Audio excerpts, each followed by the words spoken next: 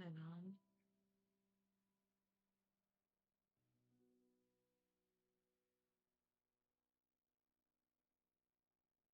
No.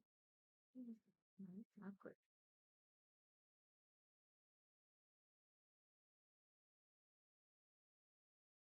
And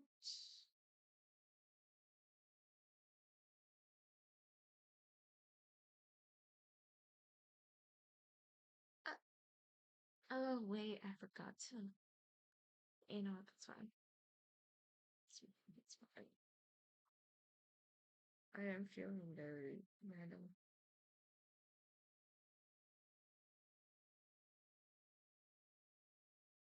I did not think this through. At least because I was gonna attempt to check chat on my iPad to let my phone charge, but that's probably not gonna work since first time in early.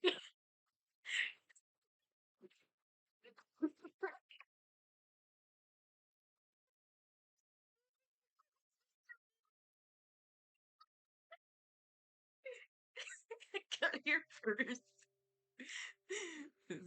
There's always next time, Fox. It's okay. It's okay. Welcome in, guys. Welcome in. I mean, good. So, as you can tell from the title, I am very impatient and want to try it and see how far I can get into the story quest. Even though Josh is streaming right now, but you know what? I don't care. Even though I probably should care. I should give a shit. But I can't.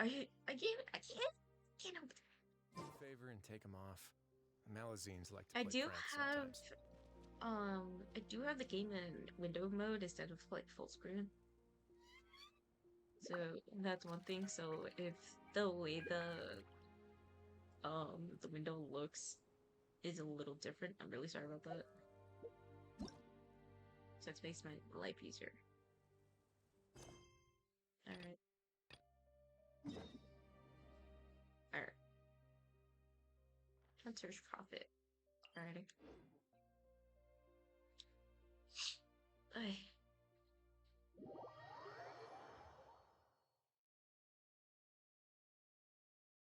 Also, Pugs, I love how you just immediately go from Josh's stream to my stream. Unless you're multitasking and have both of our streams up.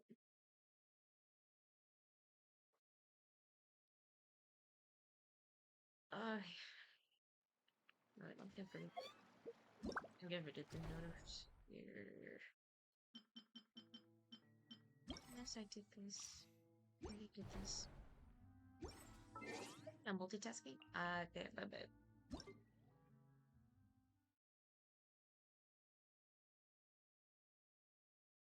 Completely fine by me.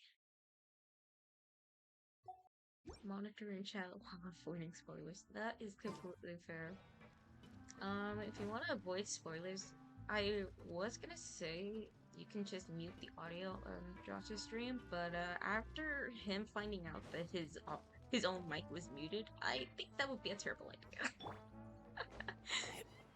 I feel bad for being a smartass and not telling him when I should have told him. But it's already been done.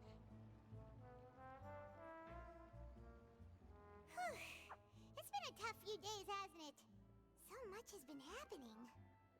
Yeah, those meetings made me hungry. Paimon didn't think the meetings would go on for so long, but everyone seemed pretty fired up, huh? Yep. Paimon thought they'd be at least a little frightened. Well, Fremine was, now that Paimon thinks about it, but everyone else just looked a little surprised. You feel more confident after the meetings? Well, Answer the damn question. it's hard to say. Paimon doesn't have any experience with this sort of thing. But with you around, Paimon sure will do great. After all, you're the most reliable person in the world, aren't you? Huh? Something wrong? Did you just pour some tea? Paimon didn't notice you doing that at all. No. Then what's that? I don't know. Paimon's never seen that cup before. Don't be frightened. I'm just joining you two for tea. I merely refrained from saying anything till now. I don't remember. Who's that voice? But there's no one here. Yeah, that's fair. Ah, have you forgotten me already? Wait, Yes. you are familiar. You're the voice we heard from the sky in Sumeru.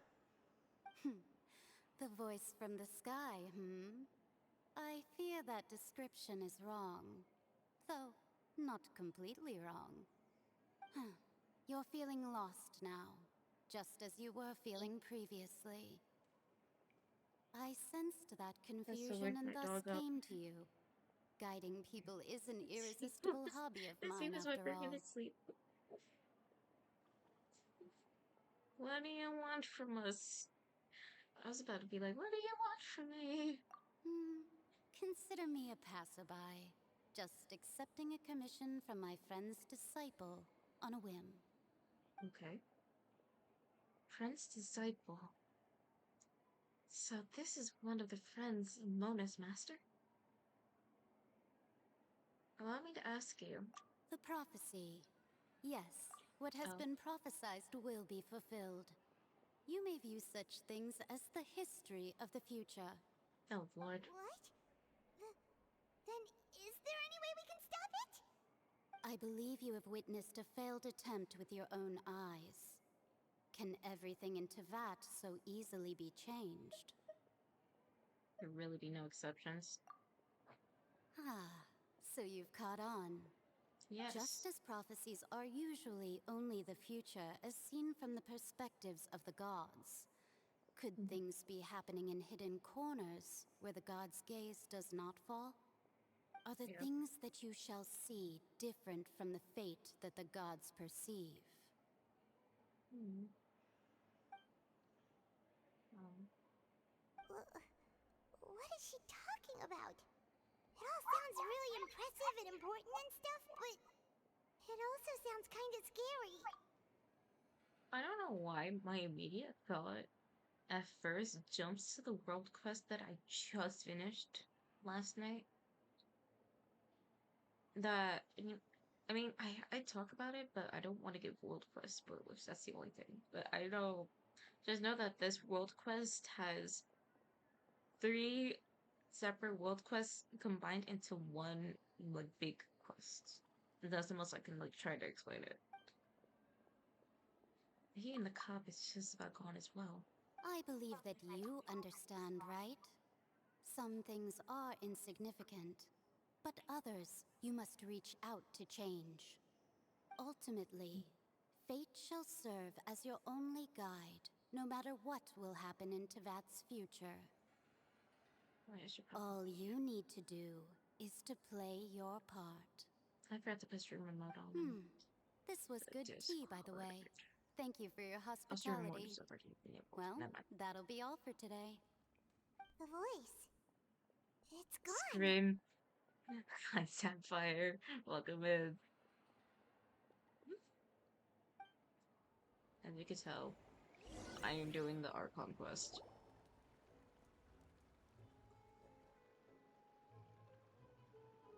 I decided I'm too behind at the moment to care about spoilers. What? I'm on here, someone talking. Alright, coming. You're getting more diligent.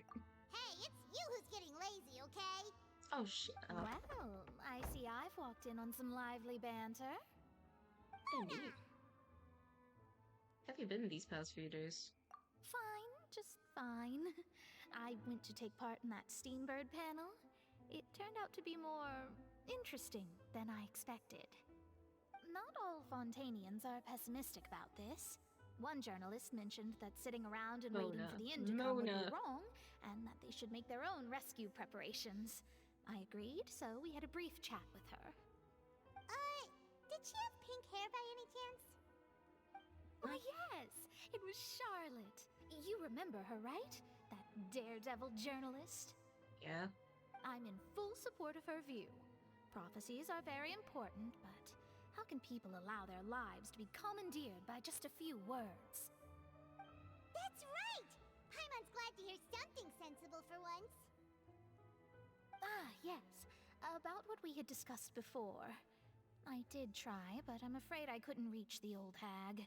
I'll try again tonight, but I wouldn't get your hopes up. Actually, someone already came over. Huh?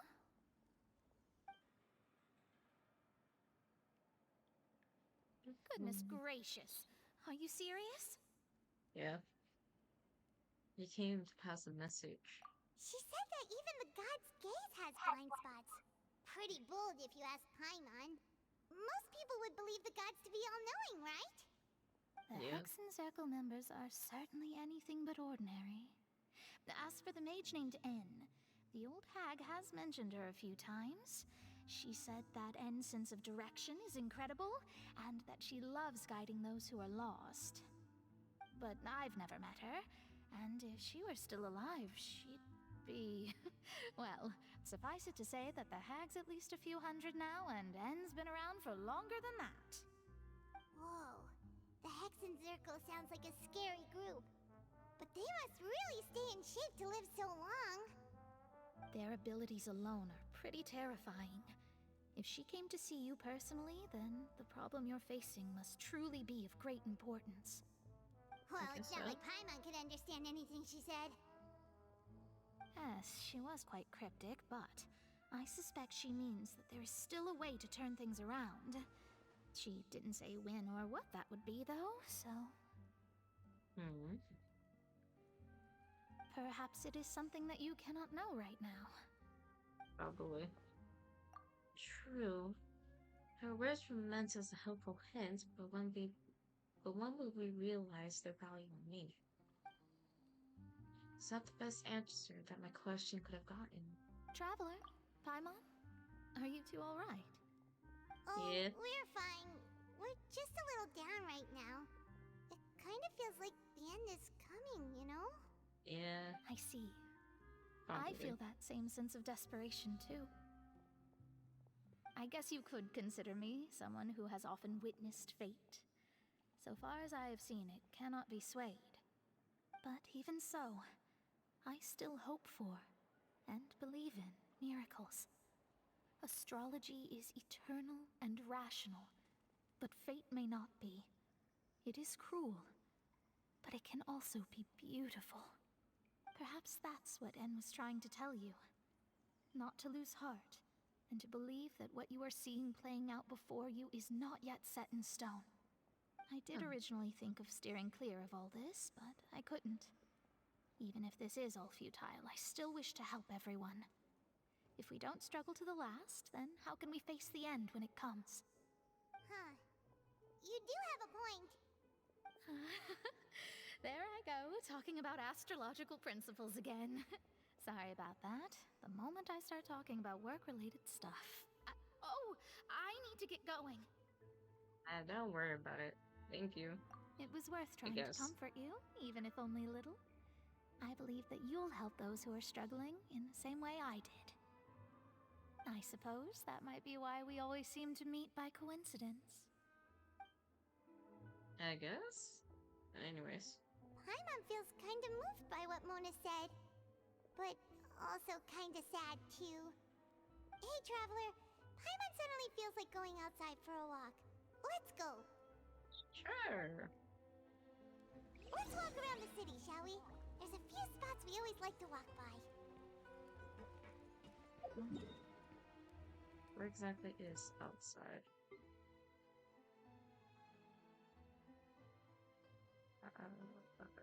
We're seeing like it goes this.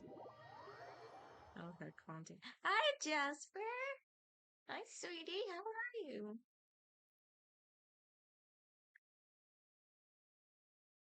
Roger, I'm currently doing the newest archon quest.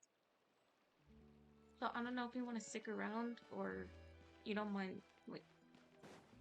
Yep. So I don't want anything spoiled for you.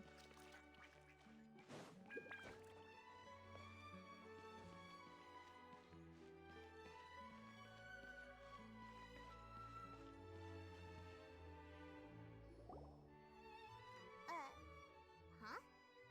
Our names are written in this newspaper. What's going on?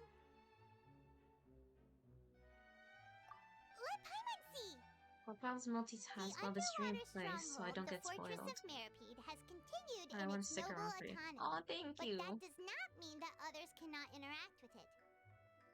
My recent attempts to enter the fortress bore little fruit. Huh. Guess Charlotte still hasn't given up on that. Yeah, probably. Thus, did an Outlander friend become the focus of this report. A Okay, blonde fun. adventurer Thank with their you. white fairy, legends trailing in their wake. It is said that this mysterious traveler once visited the underwater fortress. So while the fortress's interior remains a mystery behind closed doors, do not fear, for the tales of the traveler contain surprises in spades. Okay. Journalist Charlotte's biggest scoop yet, the Traveler's Trail, World Walker. Huh? Charlotte took so many awesome photos of us and we never even noticed her. That's She hasn't kind of been cool, able to but get a also hold kind of of anything creepy. at the fortress, so since we're easier to find, she's using us as the subject matter instead? Probably, but also it's kind of cool. She took photos of us, but if she took photos of us without realizing it, isn't that kind of creepy? It's a little. Mm. Anyways, that sure seems to be the case. Ugh, seriously? Well, fine. Those headlines and photos do look cool, so Paimon will forgive her this time.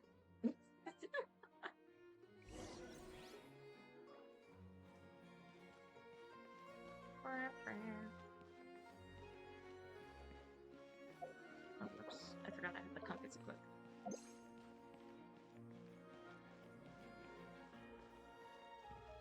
Oh?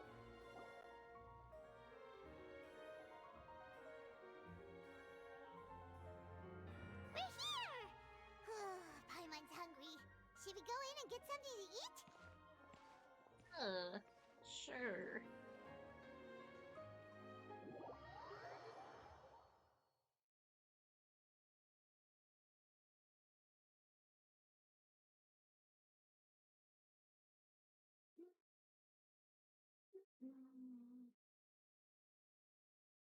Is that bag of Jolly Ranchers I have? Is that hacking behind? I think so. Right. Where is it? There it is. My only source of food right now, after eating ramen. Hey, quick! Look! That's the limited edition only 16 slices a day cake! Alright. They're sold out. It was so delicious the last time we tried it, despite the tense situation we were in. Let's give it another go. Paimon's sure it'll be great. You hear any rustling in the background? It's because I am eating Jolly Rancher once again. Can't let anyone get ahead of us. One slice of cake, please. Oh my god. Someone showed up after all. Oh, wait, you're the one from the Palais Mermonia. Oh, are you here to buy cake too? It seems Monsieur Nervalette was right. You really can eat. Wait, did he really say something like that? Yeah. That's right. Even he has his own preferences when it comes to food. As for me, I love the cake and coffee here. Okay, what do you mean by his own preference of food? When specifically from what I've heard, because I don't have Nubile. Now, apparently his favorite food is water. Someone help me make that make sense. I'm probably having a very dumb moment, but at the same time, it's like, huh? Do you come here often? I would assume so. Usually every day. Yep, knew it. Every day? It's part of my daily schedule, apart from work. I shall have my cake and coffee. That's fair. Why? Then what if someone told you one day that this place would be closing soon, and you wouldn't get to eat cake here anymore? What would you think? But why would it close? That's a good question. Well, Paimon doesn't know either, but maybe the waters will rise tomorrow. You know, Paimon, like in the really? prophecy. Really? We're supposed to be the having a good day. prophecy. To be honest, I haven't paid much attention to that. No. Still, even if there'd be no more cake tomorrow, that wouldn't keep me from having some today. No, Fair no. enough. It's the same for eating in general. You might not be able to eat tomorrow, but if you can do so today, then you should carry on. That's what people call living, you know. That's fair. Huh. Kind of proves the point. Don't be sad. Excuse me, could I have 2 more slices of cake to go? These 2 slices are for you. Sijuin said that this kind of expression you're making is what humans call being sad. Cake is nice. Oh, you know Indeed. Seachwing? I'm not cake in a while. I Just sure realized. do. She was born before me, and she sometimes comes to the surface to teach us things about humans. She Especially said real- that humans no. are creatures No. that are saddened Punks. easily. No. Yes, and you can only lift their spirits by feeding them No. delicious food. So please try the cakes here. I've got something else to do, so I'll be going now. You two try to stay in a good mood after eating, all right? Bye. Aww. And there she goes. All right, let's dig in. I'm sure this cake will be delicious. Oh yeah. We got free cake. It's more delicious than last time, and the flavor gets even better with a sip of tea. It sure would be Yeah. nice if we could come again Send tomorrow. your back. Sure would be nice if we could always eat delicious food here.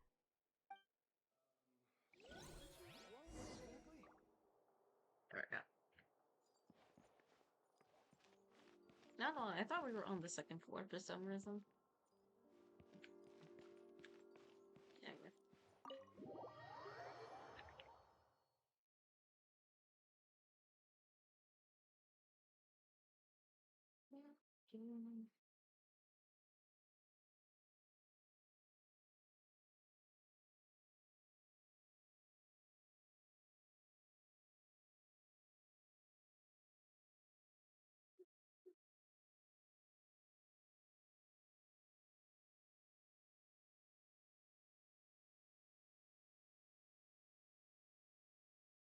Oh, we're near the Steambird office.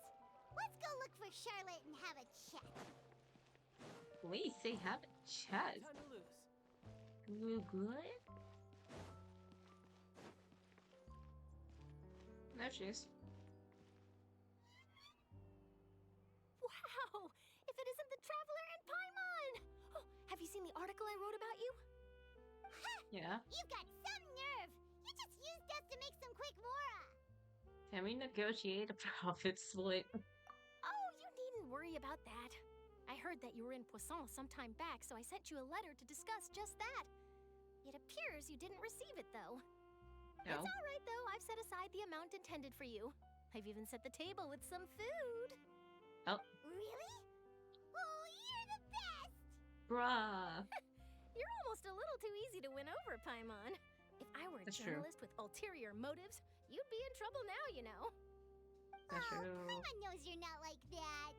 I swear to God, Still, what Paimon. brings you here all of a sudden? Were you looking for me? Yeah. When Mona mentioned you, we thought of coming to see you at work. Take some I glasses. see. It seems you've already bumped into Mona here in Fontaine. Yeah. So she mentioned me? What did she say? She said that you're a real daredevil of a journalist. Nice. In which case, can this daredevil journalist dare to request an exclusive interview with the legendary Traveler and Paimon? Huh. I don't know. So your article in the paper today doesn't count? Oh, of course it doesn't. That was more like live photography. What I'd like to do is dive deeper and ask you to talk about the things you've seen and experienced. That's a... You really want to interview me? Are you sure? I'm sure about that. Are we even qualified enough? Why not? If I say you're worth an interview, then you're worth it. But not right now, of course. I'll need a few days to prepare. Oh, in that case, we'll just chat when you have the time then? Yeah. Oh, so that's a yes? Ooh, splendid! I'll tell the editor-in-chief immediately. I'll have to apply for lighting, a venue, some props, and... Okay. Whew, so much to get done now. Talk to you later. Bye-bye. Wait, Charlotte, Paimon's still got a question for you. Up. There she goes. And what's that? Oh. Oh, she actually stuck around. Just for example, Fontaine were to be flooded tomorrow, Paimon, shut up! what would you do today? Huh. That's the prophecy you're talking about, isn't it? I mean, I do hear about it often, but I've never once thought that the day could be tomorrow. If you're seriously asking, then I might try and think of a way to leave Fontaine. Oh, but I'm still a journalist first and foremost. That means I have a duty to be reporting from the scene. And secondly, I wouldn't forsake my homeland that easily. From what I've seen, most people don't know what they'd do should the worst come to pass. In truth, it might be better just to behave like normal rather than worry over such an end. Yeah, So in Paimon. all likelihood, I'd probably still be prepping at the office for that interview of ours. I know what you're thinking. That sounds a bit sad, but I've always believed that it's best to do what you enjoy. Just think about it. If this nation really were to be suddenly destroyed tomorrow, but I still successfully finish an exclusive interview with a truly unique person, then the story I would wind up writing would truly be timeless. And then do you know what I'd do? Well, I'd write that story, send it for printing, and use messenger pigeons to get copies out to the various nations as soon as possible.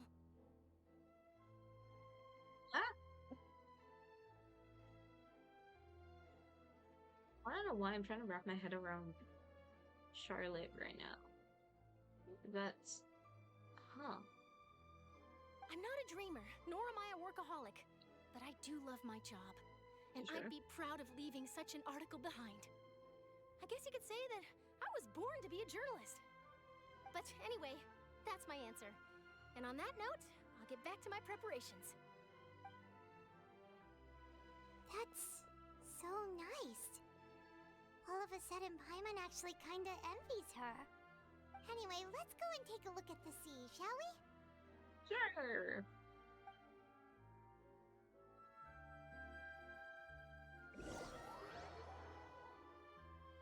Sure thing.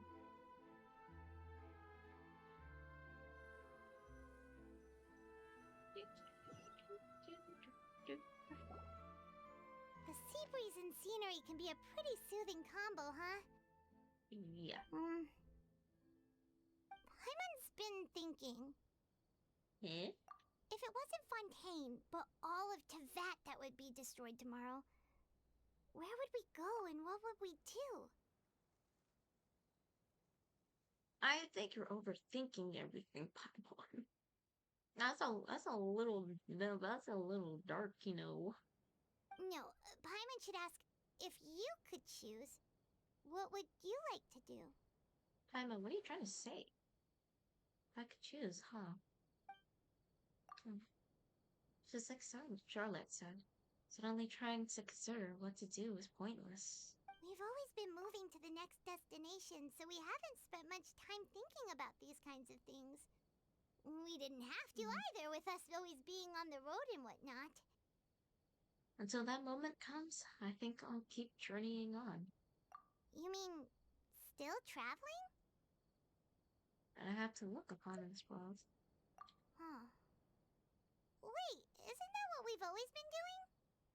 Yeah. Frederick goes back and forth between the two of you. As time slips by, as night falls, you return to your accommodations and end this busy day. The next few days are just as calm. Charlotte comes to find you and conducts the interview in the Spina de Rosula safe house at Louvre Center. Lavia, having finished her business at Poisson, even drops by to take a photo with the two of you. All goes well. Okay.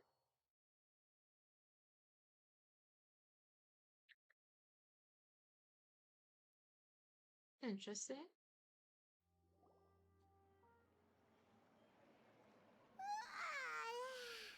Feels like you'll grow mold if you stay here long enough. Bruh. But it's still better than the Fortress of Mirapede, that's for sure. It's not only damp there, but salty too. I mean, I don't know what you expect. Ah, so the two of you are still here. Wonderful. Oh, Yeah? you're from the Palais Mermonia, aren't you? Yes, I'm Isadora. Monsieur Nervilat sent me to look for you two before. I heard that afterward you went to the fortress of Meropide. So are you under the impression that we might be wanted criminals? Not at all. I'm well aware that you're friends of his. Actually, I'm here to pass along a message from him. Did something happen? Yes, inside the Opera House. The Maréchaussée Phantom has declared the incident a small-scale riot. Oh, A riot? What? Well, that said, I don't personally think it was that serious. Lady Farina was watching a performance at the Opera House, and while she was resting during an intermission, some other audience members suddenly started harassing her, loudly accusing her of doing nothing about the prophecy crisis. Oh shit. And before she could respond, others started to join in. Oh no. The crowd continued to grow, and protests against the Hydro Archon started to break out. So people have started to put the blame on Farina. Guess they finally found an outlet for the pressure they've been under due to the prophecy. Yikes. I agree. People will naturally rely on gods, as is customary. But the moment people feel threatened, gods are also the first to be blamed. So what happened after that? Is Farina okay? Seeing that the situation was spiraling out of control and that further argument was pointless, she claimed that she'd gotten tired of this and left in a hurry. The Maréchaussée Phantom had their hands full maintaining order and did not catch where Lady Farina had gone. Only when things had stabilized did we realize that she had gone missing. So, you mean she's still missing? Mm-hmm. That's right. The Maréchaussée has dispatched many people to search for her, but we don't have any leads yet. That said, I don't think there's much to worry about. She is a god after all. Even if she were to fall into the hands of rioters, what could ordinary people do to her? Not wrong, but I understand. Good. Monsieur Nervillet sent me to tell you about the situation, but he didn't say anything else. Don't worry, this is more than enough to go on. Thanks for keeping us informed. Ah, is that so? Well, all right then. In that case, you two take care. I'll be heading back to the palais now. Okay. Well, sounds like we should hurry over to Poisson then. You sure caught on quickly. If we know Farina, she won't try to fix things in this situation. Instead, she'll look for a place to wait out the heat. And as we also know, she may be loud and dramatic, but she doesn't have a heart of stone. Well, yeah. When Nervillet was talking to her in the Palais Mermonia, and she heard about Poisson, she couldn't hide her sadness and remorse. It would be hard for her to ignore being accused by the public today. Paimon thinks Farina's probably taken the opportunity to slip away to Poisson and try to relieve the sense of guilt that she's feeling. Well, what do you think? Paimon knows the answer, of course, but Paimon can do the analysis to back it up, too. Cool, huh? Huh. It's like those detective novels have had an effect on you. In that case, there's not a moment to lose. Poisson, here we come!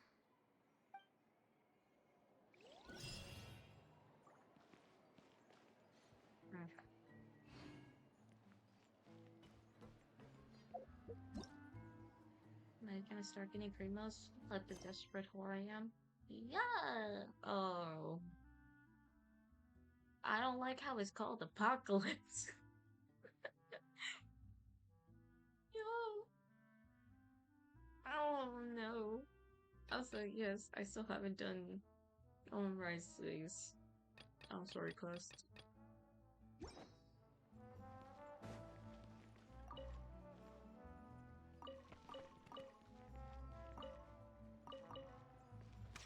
Oops.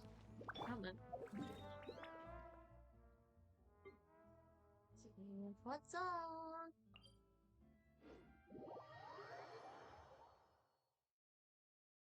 That's on. Here we go.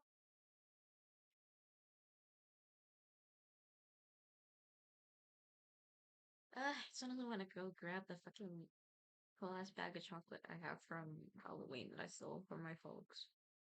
That's so much work. That's so much This work. place looks deserted. Guess all the survivors must have evacuated already. All that's left here are signs of devastation. Ouch. Could Farina really be here? Let's try to find her as soon as possible. God, I almost fell. I almost fell.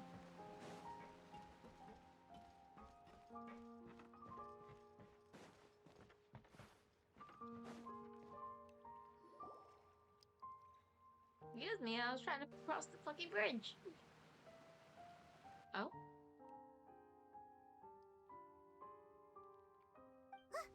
That's Farina, right over there. She really is here all on her own. Shut up.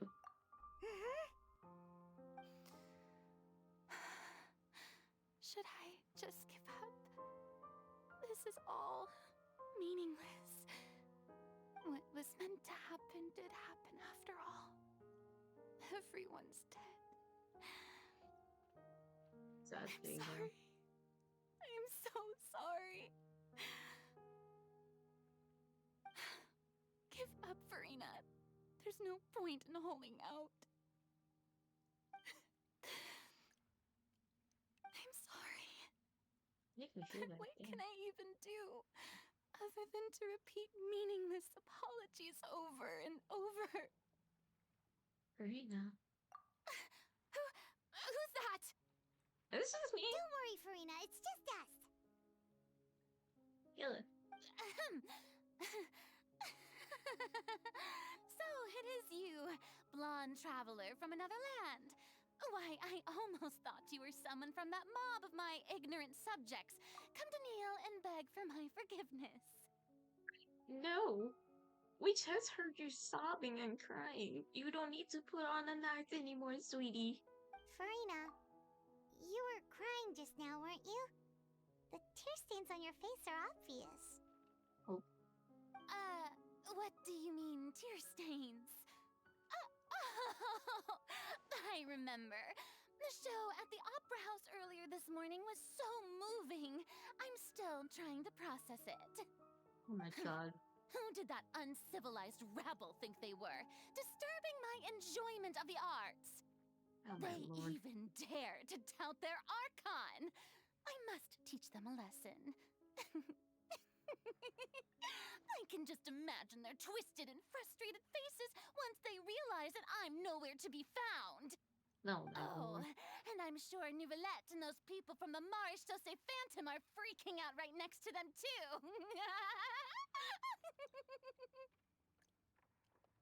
Is she okay? Stop trying to act tough. Of course not. Hey, there she is! The Hydro Archon's over there! Oh boy. Quick, after her! Whoa there! Whoa there! Hold your horses.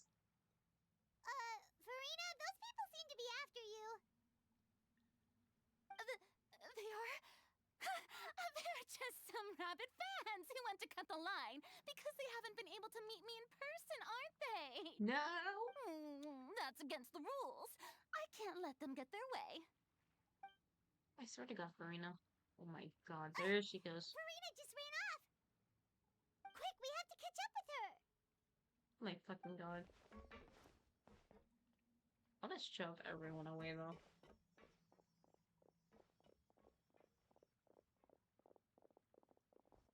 Y'all are pretty slow.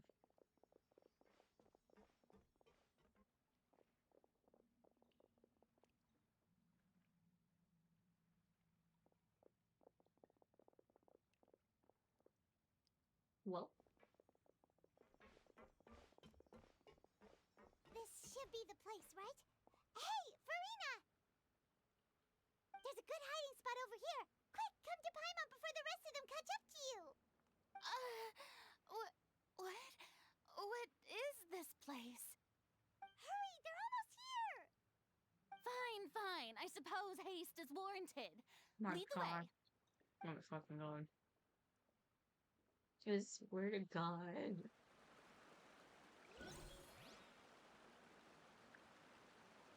I fucking can't, man.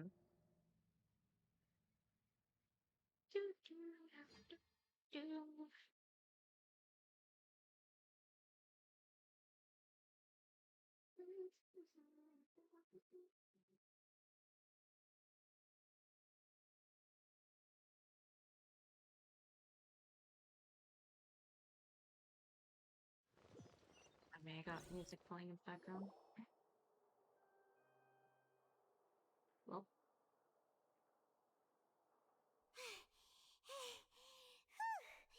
Paimon's exhausted.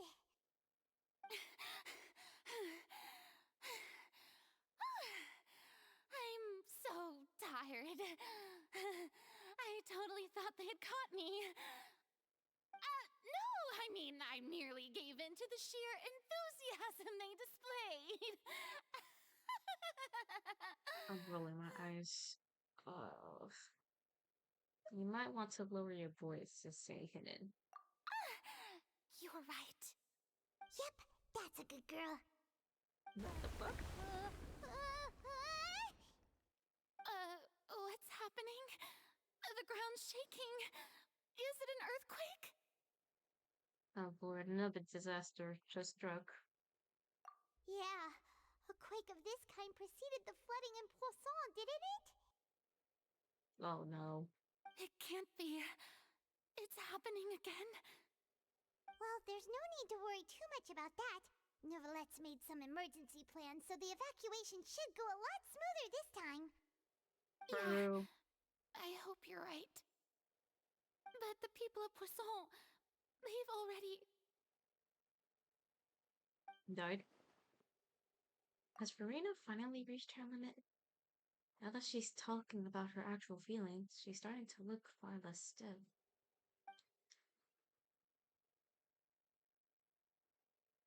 It's true.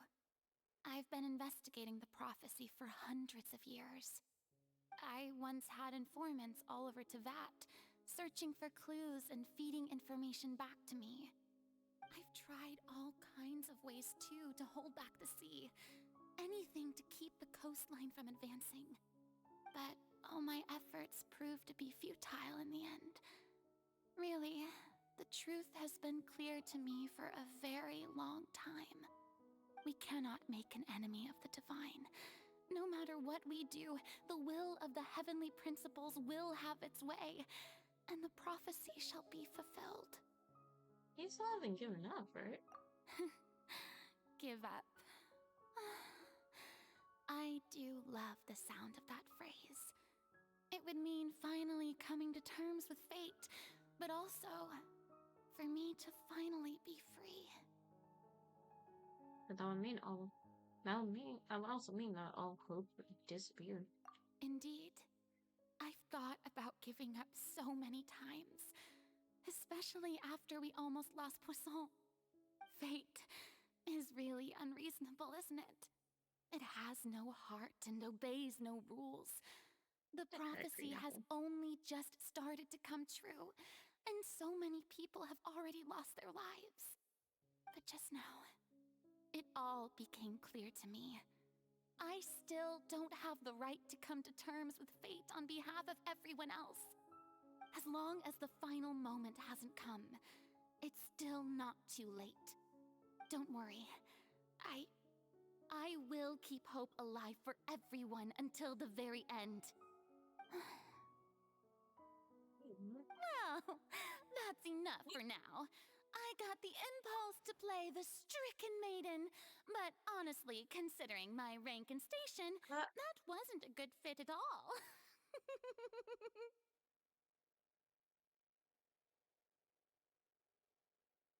I fucking hate it here. Don't take any of what I just said seriously. How could I possibly let Fontaine fall to the whims of trivial prophecy? Come on! Paimon could have sworn you were actually being honest just now. Running out of time. We can't just go back to square one like this. I have to get more information out of her. Farina, you might not have to shoulder this burden alone. Although I don't know what you might be keeping from everyone. Share my burden. That's impossible. It was fated right from the start that this would be my duty alone. You can still choose to confide in someone. Just share it with me. I'm what you'd call a witness. A witness. Yes, I've heard that you came to Tevat from beyond the stars, yes. In other words, you never belonged here. And if Tevat is, in its entirety, a show on a stage, then you're just a spectator, aren't you? There you go. If that's the case... There's no time left. Please, Farina, just spit it out.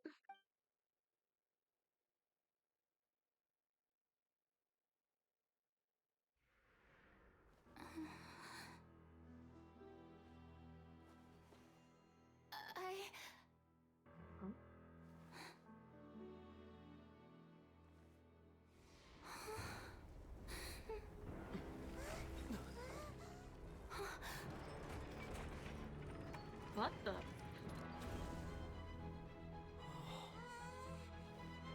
What the hell?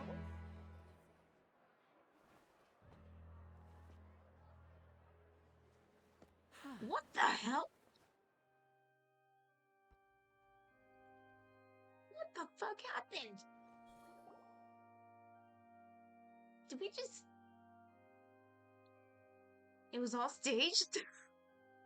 Ladies and gentlemen, this concludes my opening performance. No Now, shot. without further ado, we may proceed to the trial of our god. What? So, this is what it is. Yes, you deserve praise for the effort you took to raise the dramatic stakes. Yeah. Do not forget, however, that I am Fosalor, the god of justice, the embodiment of justice itself. Does it not strike you as even the least bit absurd to bring the very concept of justice to trial? May I interpret these words as your refusal to stand trial? In that case, you will have the opportunity to defend your honor through a duel. Oh. What? You would draw your blade against a god? Yes. Pretty sure anyone would. Guys, isn't that the honest thing? It seems like you have made up your mind.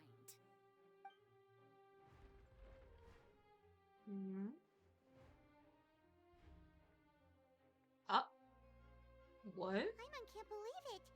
She just surrendered. Oh. Okay then. What the heck is going on? Did I just see an archon surrender to a human? Yes, sit back down. How utterly humiliating. Lady Farina, what is the meaning of this? Oh my god. It would seem that there has been a misunderstanding. To be clear, the raising of both hands is not always an indication of surrender. Looking for excuses again, huh? I raised my hands just now to indicate my acceptance of the trial. No duel shall be necessary. Farina, I swear to God. Will admit that I've been running away for a long time. I'm sorry, everyone. I was unable to protect the people of Poisson. It is my duty to stand trial for my crimes. You are not the only ones to be disappointed in me. I, too, am exceedingly disappointed in myself. But now, it is time for the Hydro Archon to show you her courage and resolve. You sure about that? I, Farina, will use this trial to show the world the true meaning of justice. This time, I will protect you. Okay. Applaud and rejoice. One of the most outrageous and fantastical arcs known to the opera epiclese is now unfolding before your eyes. That was not. Mark my words. This shall be one of the most exhilarating and brilliant shows ever to grace the stage of Fontaine. The trial of the Hydro Archon, Focalor, will now begin! Woohoo! Damn. Not one person. Why does it feel like Farina just took over the whole thing? Like, come on! Didn't she just get forced to stand trial for her crimes? Also, even though she's still acting super dramatic, she is taking this seriously this time, right? All right, then. Who will be my opponent in this trial? The court asks the prosecutor to please take the stand. Thank you, Your Honor. Is that so? Yeah. Very well. Then please speak, witness of Tivat, my accuser and fated opponent. We're so close to getting her to tell us the truth. And it still turned out like this in the end. It's okay, though. As long as we can defeat Farina in court, we'll still have a chance to figure everything out.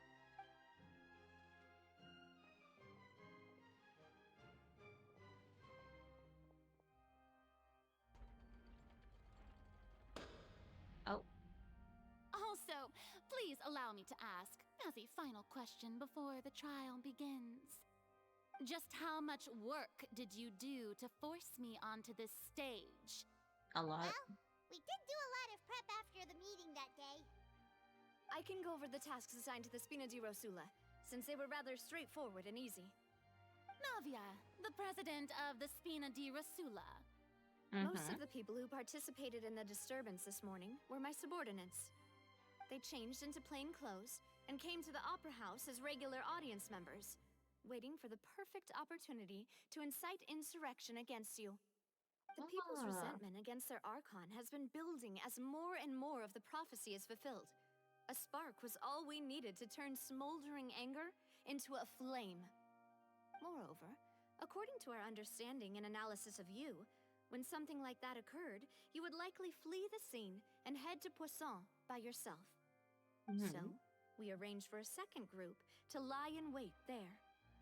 So, you mean, the ones who scoured the settlement for me were also from the Spina? And their goal was to probably. force you to step into the giant magic box so you may personally participate in the greatest magic performance in all of Fontanian history. That's right. That house was a magic box, rather than someone's residence. As the super ultimate version of the setup that I used when I first performed at the Opera Epiclese, the volume of the box was increased by a whole order of magnitude, and the distance it traversed was the entire gap between Poisson and Aranias. Its cargo, of course, was an Archon instead of a human. My thanks, Farina. Without your help, we could never have pulled off such an extraordinary performance. You're welcome? Of course, this performance was only made possible with Father's support. The House of the Hearth spent a massive amount of labor in Mora to pull this off. We had to select a location, construct the giant magic box, dig a tunnel, and open up a path through the water. It was a lot of work for all of us. So, in other words, the earthquake that we felt within the giant magic box was just a normal tremor from the transportation of the whole house? That's right. It wasn't a sign of another disaster to come. Sorry about that. Then, I can guess Nervilette and Cloran's parts. Yeah. You gathered a crowd, prepared a stage, and made sure that the champion duelist would be immediately ready for a fight. Also that as soon as I appeared on the stage, the trial may commence without a hitch. Am I right? Yes, that is correct. Yep. Well, Clorand, I must commend you for your courage. Only the most outstanding champion duelist in all of Fontaine would accept a duel with an Archon without flinching. Thank you. As for you, traveler, I suppose your role was to keep me distracted with conversation once you found me in Poisson. You'd make sure that I didn't notice anything amiss before revealing yourself as my prosecutor once we'd arrived onto the stage. You guessed wrong. Oh? Let's give you one last chance. Before the magic box arrives at the stage, we'd hope you shared your secret with us. Is that so? Then I suppose I must have missed my final chance. Yep. It's fine. It matters not. What's done is done. The stage is already set, so there's no reason to disappoint the audience. Let's see this trial through to the very end. Alright. The only thing we can do now is to judge the Hydro Archon. Still, I can't help but be a little bothered by that conversation earlier. What did Farina want to say to me right before we arrived to the stage? Sir Prosecutor, please allow me to pass this along. This is a document that Miss Charlotte applied for and received permission to share with you during the trial. According to her, it should speed up the proceedings. Huh? Charlotte wanted to give us something? Oh, so she's here too! Hey, Charlotte! Oh, let Paimon see. Isn't this the exclusive interview that she did with us before? So she's already finished it, huh? Yup. I don't know why she wants to show us that, but okay. Wait, then that means this document is a perfect timeline of everything that's happened ever since we stepped foot in Fontaine! Ah, okay then. So in other words, we can refer to this anthology of evidence every time we want to use something from our journey as evidence for an argument! Yeah, but that's not like using it that way. Let's quickly confirm the information in it. Just think of it as a refresher, alright? Okay. You defeated the Hydro Archon in the very first duels you took part in at the Opera House. That's one for the history books, alright? Okay. I didn't think that you'd wind up getting to the bottom of the case I'd been following all this time. I guess you could also see this as a happy coincidence. Sure. This is the first time Monsieur Nervillette had a difference of opinion with the Oratrice. Even the Hydro Archon can't figure it out. Okay. A Fatui Harbinger. She's an extraordinary person. Her instinct must mean something. The fortress of Meripede was almost destroyed in a single day. That I didn't witness that scene personally will always be a source of professional regret, I think. I don't think you want to be there when the place is almost destroyed. You could have fucking drowned in the primordial seawater if they couldn't contain it in time. According to Monsieur Nervillette, both Child and that whale should have been in the primordial sea at that time. Yeah. I nearly lost my awesome friend Navia. To be honest, that still gives me shivers. The words of someone as extraordinary as a witch can probably only be truly understood when something surreal happens to you. Interesting. Everything. So everything comes up. We got the trial with Lenny, basically. The serial disappearance of the young woman. Child's conviction. Meeting Arlecchino. Before we went to go into the fortress of Mirapede, and then coming out of it. The whale in the dream. I got Navia almost fucking dying on us. And then the recent one. Interesting. Well, I'm gonna do what I usually do in this. And guess. I probably shouldn't be guessing, but it just The be like prosecution that. and the defense are both in position. The trial shall now begin. Alrighty. Oh, come on, Nervillette. There's no need to repeat all the unimportant legalese. Just fast forward to the part where the prosecution lays out my offenses.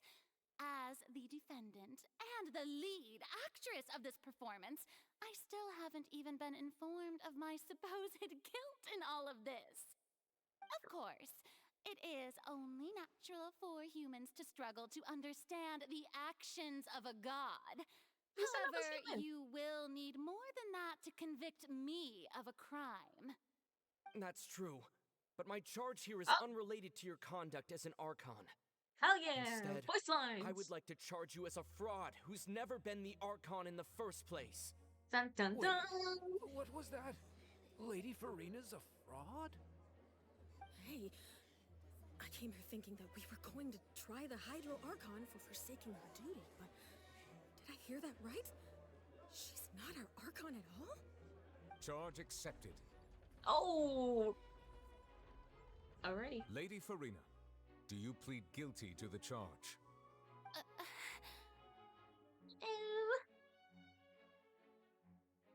Lady Farina.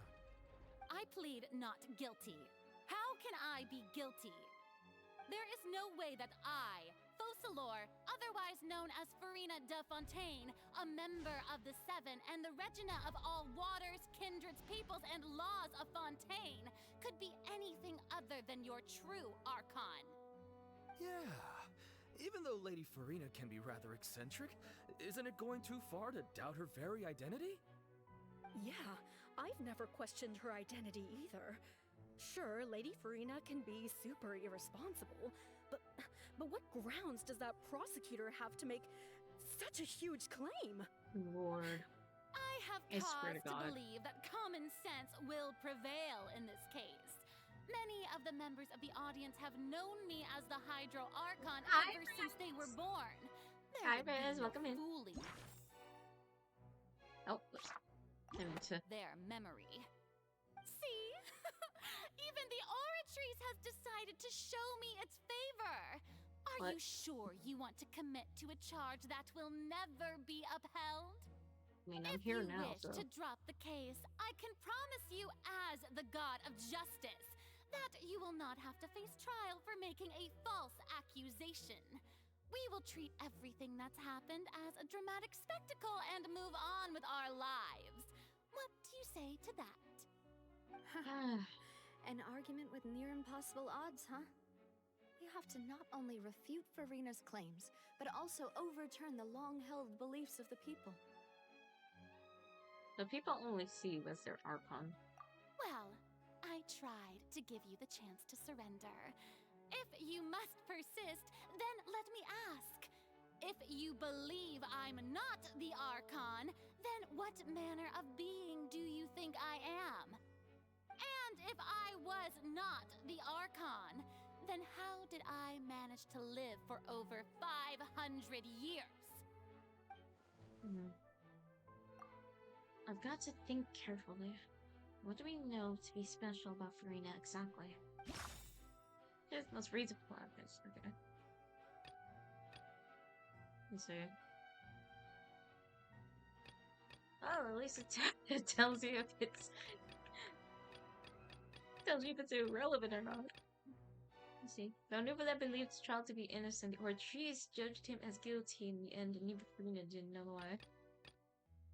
During the diplomatic meeting with the Knave, she revealed that she had already probed Farina on her own and believes it is possible not only is Farina not really the Archon, but that she's actually afflicted with some sort of curse.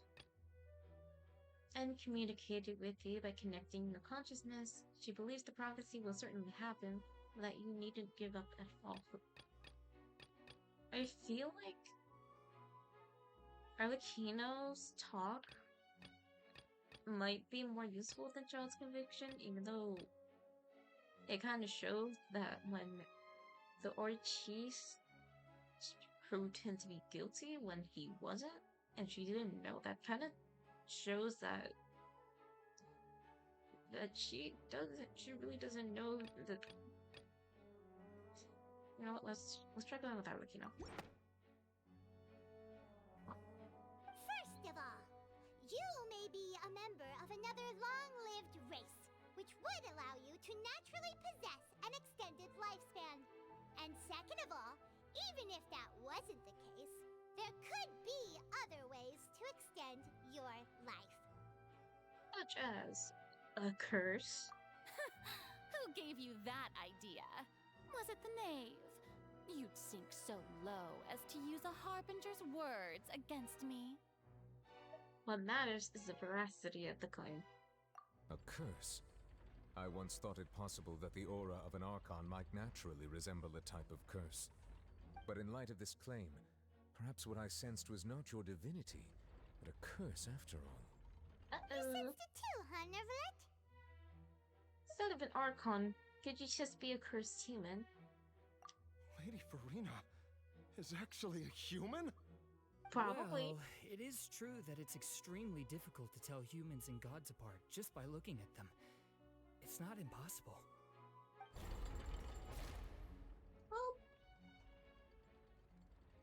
Well, don't start celebrating too early now. Even if I have been carrying a curse like you said, how does that prove that I am merely a human being? Besides, everyone knows that the main difference between a human and a god is the possession of authority. Gods can do what humans cannot. That's why they're worshipped as gods. For centuries, manifestations of my authority have served the nation of Fontaine. One need only to turn their eyes towards the Oratrice Mécanique d'Analyse Cardinale in this very opera house, or consider the indemnitium that is used in every aspect of life.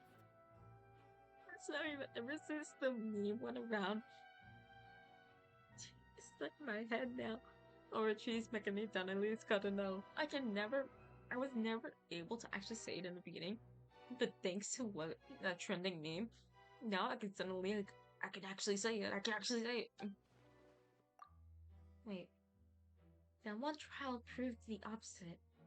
Farina actually has no control over the Oratrice at all. Oh no!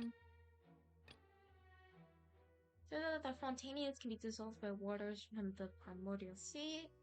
Over the years, Vacher kidnapped and dissolved many young girls for his experiments, and try and find a way to bring back his wife, who had been dissolved. Where the tea time would end. I mean, maybe the disappearance case might work. Cause I don't know if what you call it, this would be held up well enough. Even though, well, technically, if people believe in the prophecy, then maybe people will back this up. Oh wait, there's also child's conviction.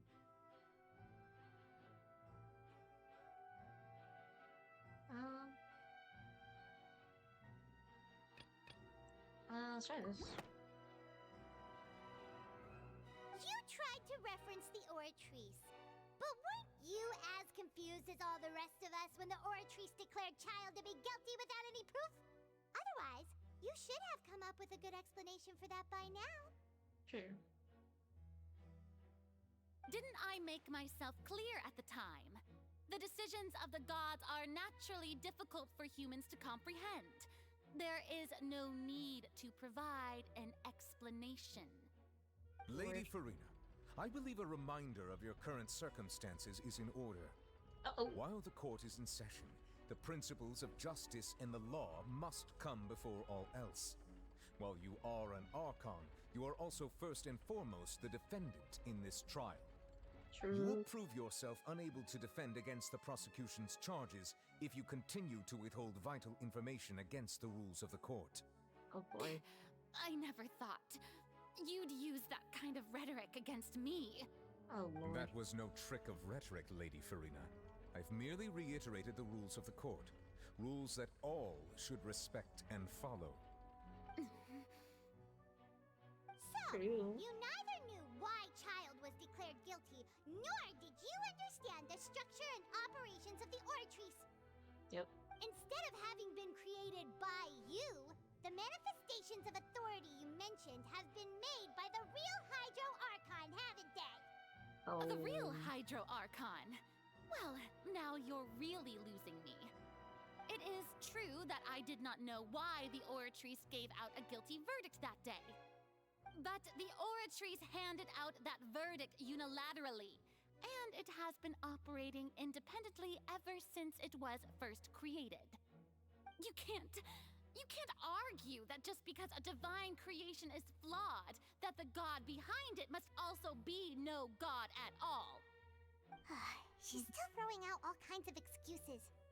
Seems like she's confident that we won't be able to produce proof that she has no power over the Oratrice.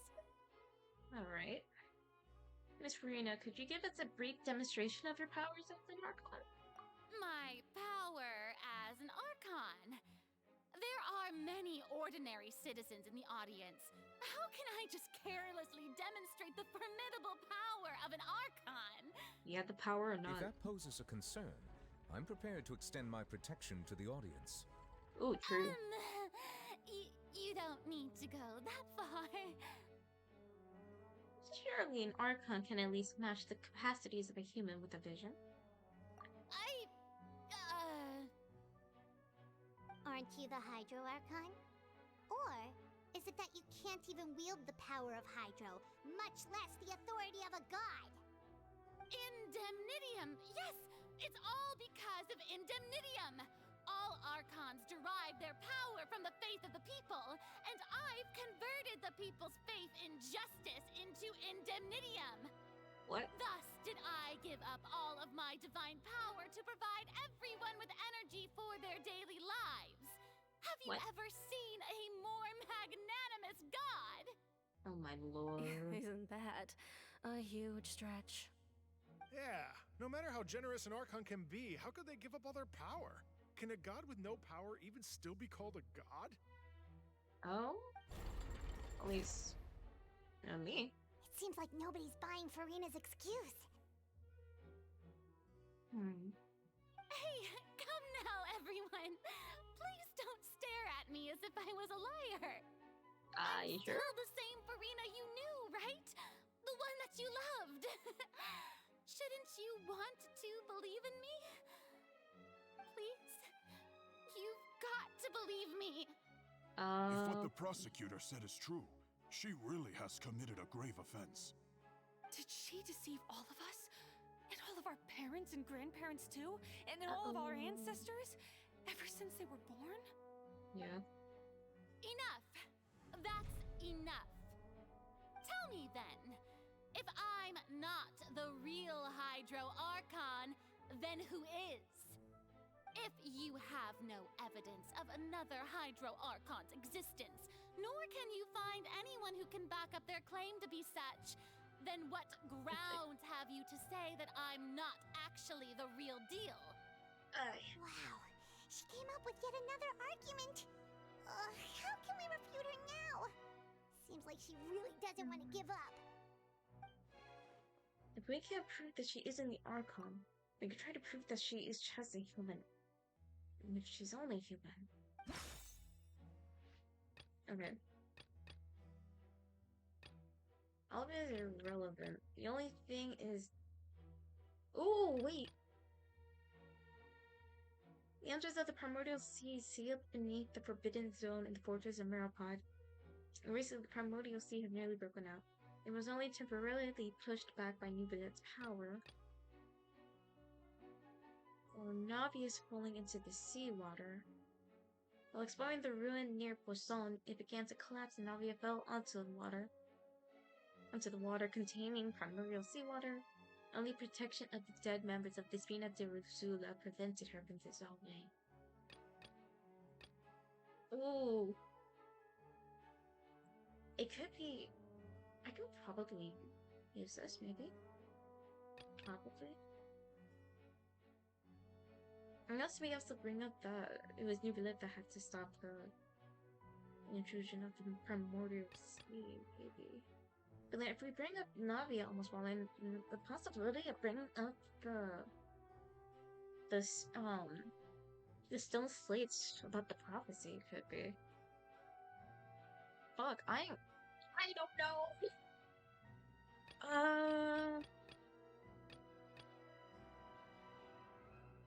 What do you call it?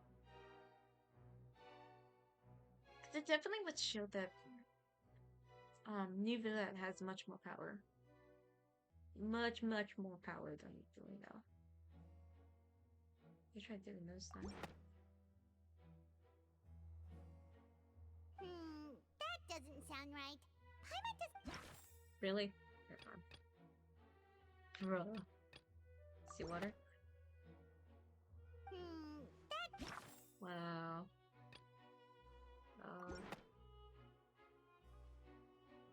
This one? It has been established that all Fontanians can dissolve in That's water its from the appearance? primordial sea. And that means... Since you insist on claiming to be a god and not a human, then there's a method that you can use right here and now to eliminate all suspicions of you being the latter. Miss Navia, please apply to serve as a temporary attorney for the prosecution before addressing the court. Though you act in partnership with the prosecutor, you must still adhere to proper procedure. Super sorry, Monsieur Chief Justice. I swear this really will be the last time that I'll speak out of turn. Probably. Now, I've brought some seawater from Poisson. As everyone knows, a massive flood struck the area not long ago, taking many lives, including those of some of my closest friends. So, Miss Farina, rest in would you peace. dare to touch some of the seawater? If we are to believe that you are indeed the real Hydro Archon, touching the seawater would have no effect on you. Ooh. All it should do is strengthen your case. But if you don't dare to touch it, then we would have basically proved the reverse. Oh, and I must remind you that after the disaster at Poisson, nobody wants to see any more people dissolve. That's true. I do hope you'll act prudently and choose the simpler path of admitting guilt. Navia from the Spina di Exactly. Rasula. The Spina has governed Poisson for many years. I guess her suggestion is valid. Exactly. If Lady Farina is indeed just a human, she's probably Fontanian like all the rest of us. Would she really dare to try? I'm gonna see him. Not.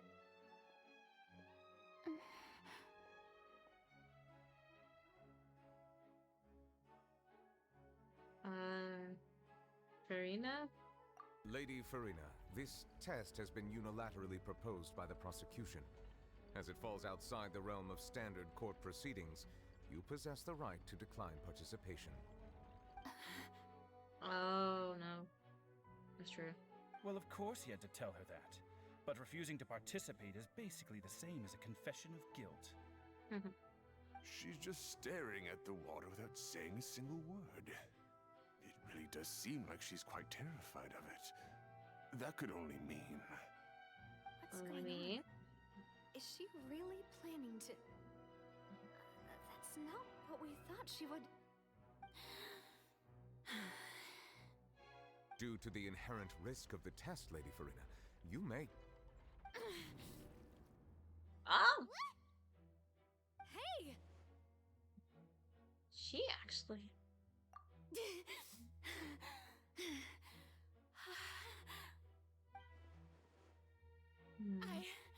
I'm fine! Look at me, everyone! My hand is still here! I haven't been dissolved! God. Will you believe me now? I really am your Archon! I'm nothing like a normal human who would fall apart as soon as they touch this water! Really? Was this not the most obvious thing in the world? Oh my Miss fucking God. Siegewin, if you are present, Miss Siegewin, please come forward and attend to the defendant. Siegewin? Yeah. Does that ring a bell? Don't be nervous. It'll just take a few seconds. Let me see. That should be enough. Please announce the results of your evaluation to the court, Miss Siegewin. As everyone doubtlessly saw, Miss Farina was displaying symptoms of hyperventilation and flushed skin. These indicate that she was experiencing the adverse effects of exposure to primordial seawater. The extent to which she was affected is the same as other humans when exposed to primordial seawater of a similar concentration. Thank you, Miss Siegewin. Oh. Lady Farina, you may return to the defendant's stand.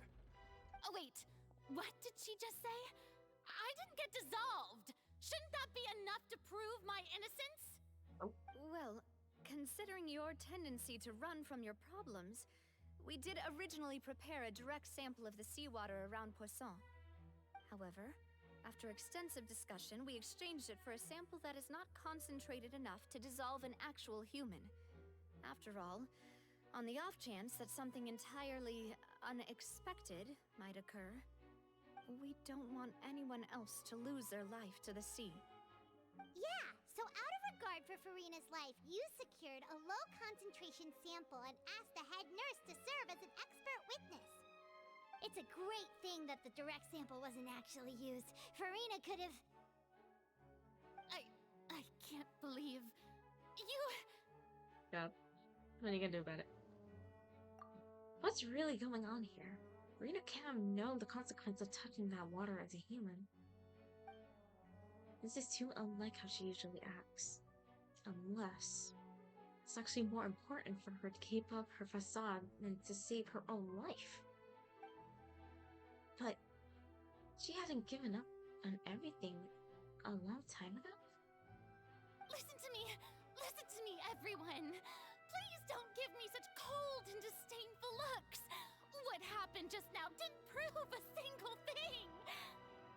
Think about it! How can you conclusively prove that an archon can't also be affected by the primordial seawater? Also, if I was really just a human, why would I dare to just put my hand in that kind of water? So you're hesitating. I'm technically begging. Please, everyone, anyone, just listen to me. I swear, I really am your archon.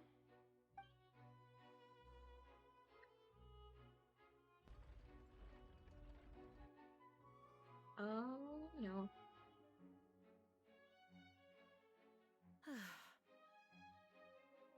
I don't think anything she says at this point will sway anyone. The odds are just too stacked against her now. With all the things that have been said, Paimon doesn't think there's any way left for Farina to win. I believe the time for arguments and presentation of evidence has come to an end. If there are no objections, we will move on to the final judgment. Yep.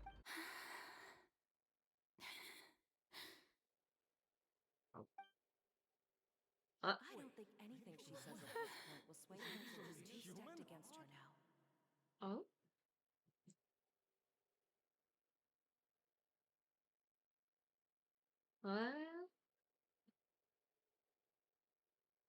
What the? In my capacity as Chief Justice, I shall now render judgment on Farina's misrepresentation of herself as the Archon of Fontaine. As a human who knowingly deceived her fellow citizens, Farina is guilty. Oh, God. Oh, shit.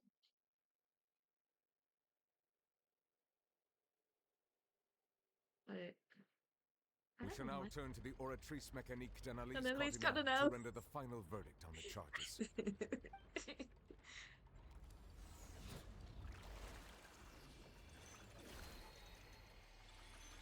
Just Mécanique d'Analyse Cardinal. That poor baby.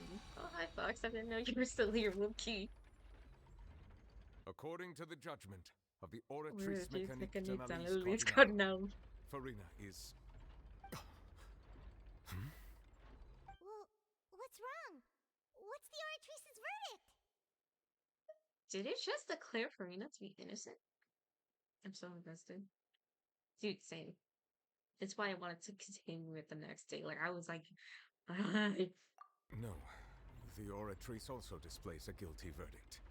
Oh? Isn't that correct then? Okay, but what's the verdict? However, the exact wording of the verdict is thus. The Hydro Archon, guilty, to be punished via the death sentence. No! The death sentence? No shot! That's actually one of the available sentences? I've always thought that it was just a myth. The one and only time Oh my the death fucking sentence God. has been handed out at the court. And it's been given to the very person we've worshipped as the god of justice? Chop, chop, orphan. What an unexpected twist. Farina's been sentenced to death by the Oratrice? We just wanted to use the trial to show her the seriousness of things so she'd tell us the truth. Bro. How did things escalate this quickly?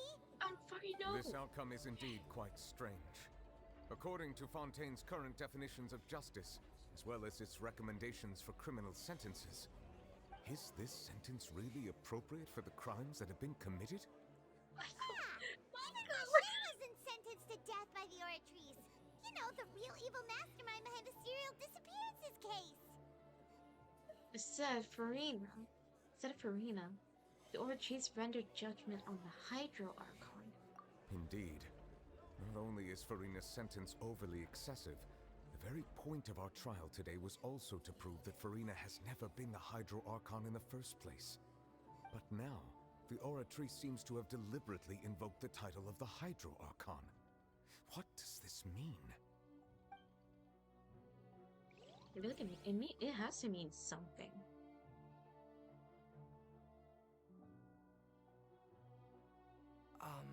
Excuse me, if I may interrupt. Uh-oh. Hi, Fremine. Is the trial still going? Fremine! You finally made it. I assume this means you've completed your mission? Mm-hmm. Any mission Father assigns to me will always be top priority. Oh? Help me out of Katui. Is that the first prophecy slate? Hey, yo. Huh. So the knave privately arranged for Fremine to try and find the missing slate. Oh, I looked everywhere and finally found it at the bottom of the sea. It took me a long time to get around some dangerous stretches of water. But Holy shit. has the trial already concluded? Then doesn't that mean I've come too late? Oh no. Father will be disappointed in me. No, Freddy! Fremine, it's okay. It's okay, sweetie. You did great. It's not too late for you to shine. Thank you for your hard work, Mr. Fremine. Please allow me to review the record left on the slate. Poor Fremine. Traveler, I believe that you have already seen the other existing slates. We'd like you to come here and confirm their contents. Mm-hmm. Huh? So what do you see? What is it? This looks like...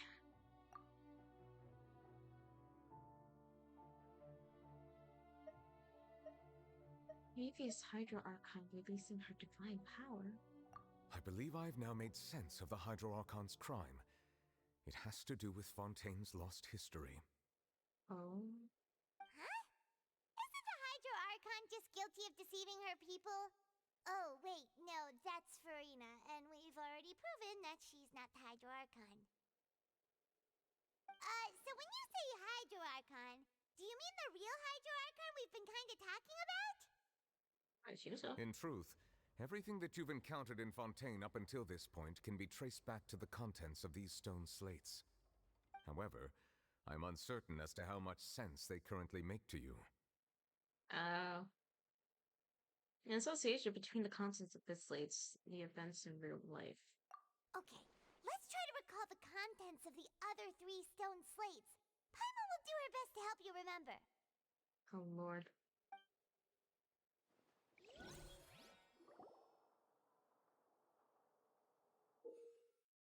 Oh, no. Select to check the descriptions of the stone slates and extract key information from them. You can find scenarios related to the stone slate's contents and the incidents recorded in the interview notebook. There you can verify said content. As the verification process continues, the fountain water will level and the menu interface will rise. When you have finished verifying all the stone slates, the truth behind the prophecy shall be revealed. The first stone slate describes what you just said. It seems to show the previous Hydro Archon using her divine power, and then the Oceanids turn into humans. Hello? Does that mean that Fontanians are transformed Oceanids? Oh, Paimon wasn't expecting that. But if Oceanids can turn into humans, then perhaps this process can be reversed as well. Maybe. The second stone slate shows Celestia floating in the sky, and the Hydro Archon and her people worshipping it together. But the heavens still brought judgment down upon them. Wait, so it's confirmed that that is Celestia in the sky? I mean...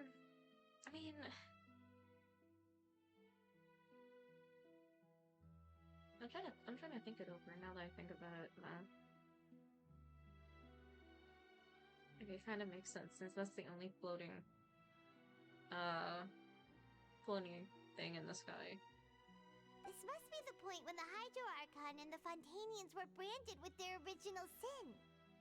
Does this mean that the original sin and the Hydro Archon sin are the same thing? Maybe. The third slate shows the Hydro Archon sinking into the sea surrounded by many people. Huh. That reminds Paimon, didn't we also watch that happen to someone else? Well, the fourth slate is the prophecy the Fontanians have been talking about. People dissolving into the sea, the Hydro Archon crying on her throne, and so on. Didn't we just witness that though? That she was actually crying in the chair. I knew that the way she was positioned in the chair looked so fucking familiar. We didn't believe that such a crazy disaster could happen at first, did we? But after that incident, it was just a question of when and not if. Alright.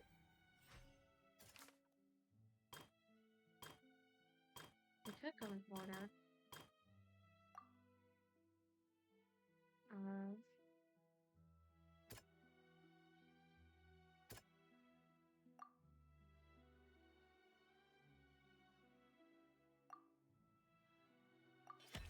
We know from the case of the serial disappearances of young women that Fontanians can be dissolved in primordial seawater, and the first stone slate tells us that long ago, the Hydro Archon used her power to turn Oceanids into humans. This might be the reason that Fontanians can dissolve. Okay. Second one. Celestia floating in the sky, and the Hydro Archon and her people worshipping it together, but the heavens still brought judgment down upon them.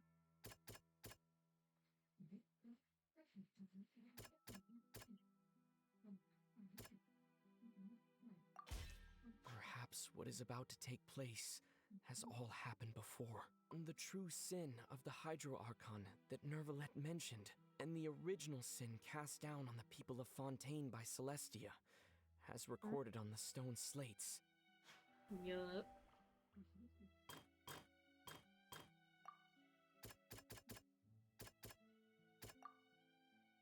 It shows a scene that is basically identical to that described in the prophecy circulating throughout Fontaine. Fontanians will eventually be dissolved into the sea, and Hydro Archon will sit alone as her companion.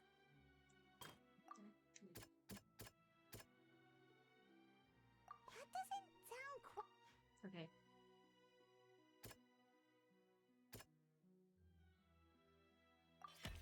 The prophecy from the stone slates found its way into society, but not many people believed it at first. The fortress of Meropide was nearly flooded with primordial seawater, which we know can cause Fontanians to dissolve.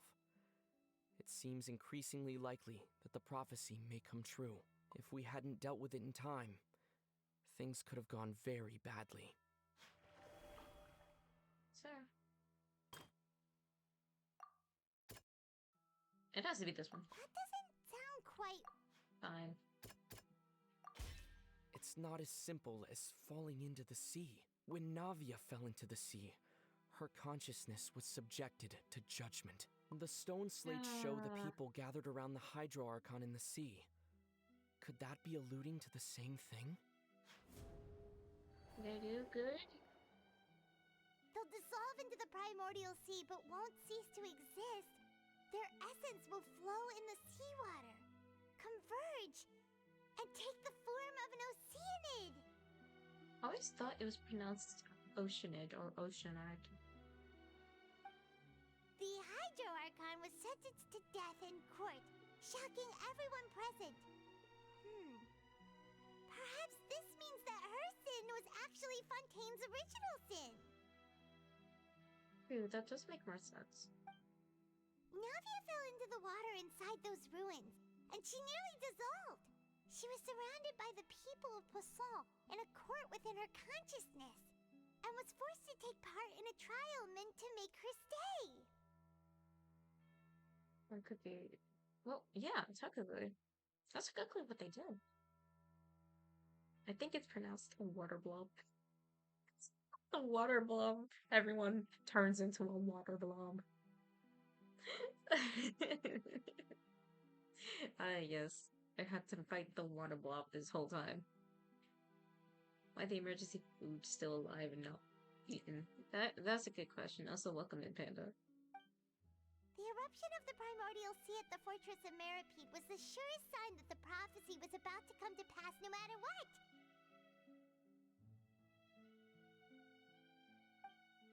The prophecy's contents can all be verified by recent events.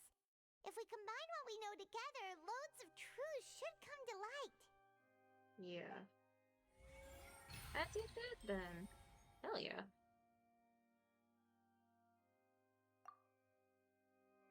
I did it.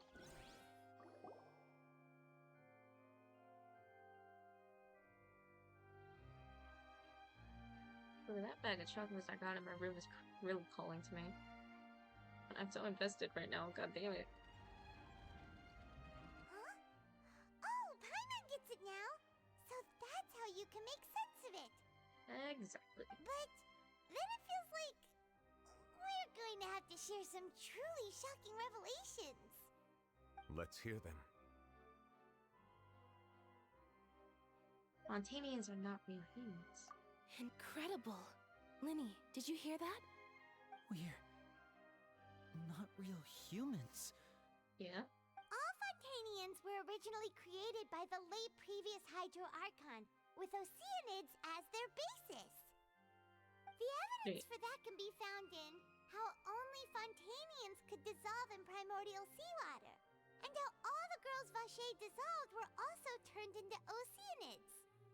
Oh, and according to Navia, when she was about to get dissolved, she also saw everyone gathered around for a trial, all of them in the shape of oceanids. Indeed. Yeah. The crime of the Hydro Archon was her creation of Fontanians from oceanids. Yeah, and it follows from the content of the first slate that she probably angered Celestia by creating humans without prior permission. That could also explain why the Oratrice judged the Hydro Archon to be guilty. It's to account for that ancient sin. The Hydro Archon's true sin was creating us?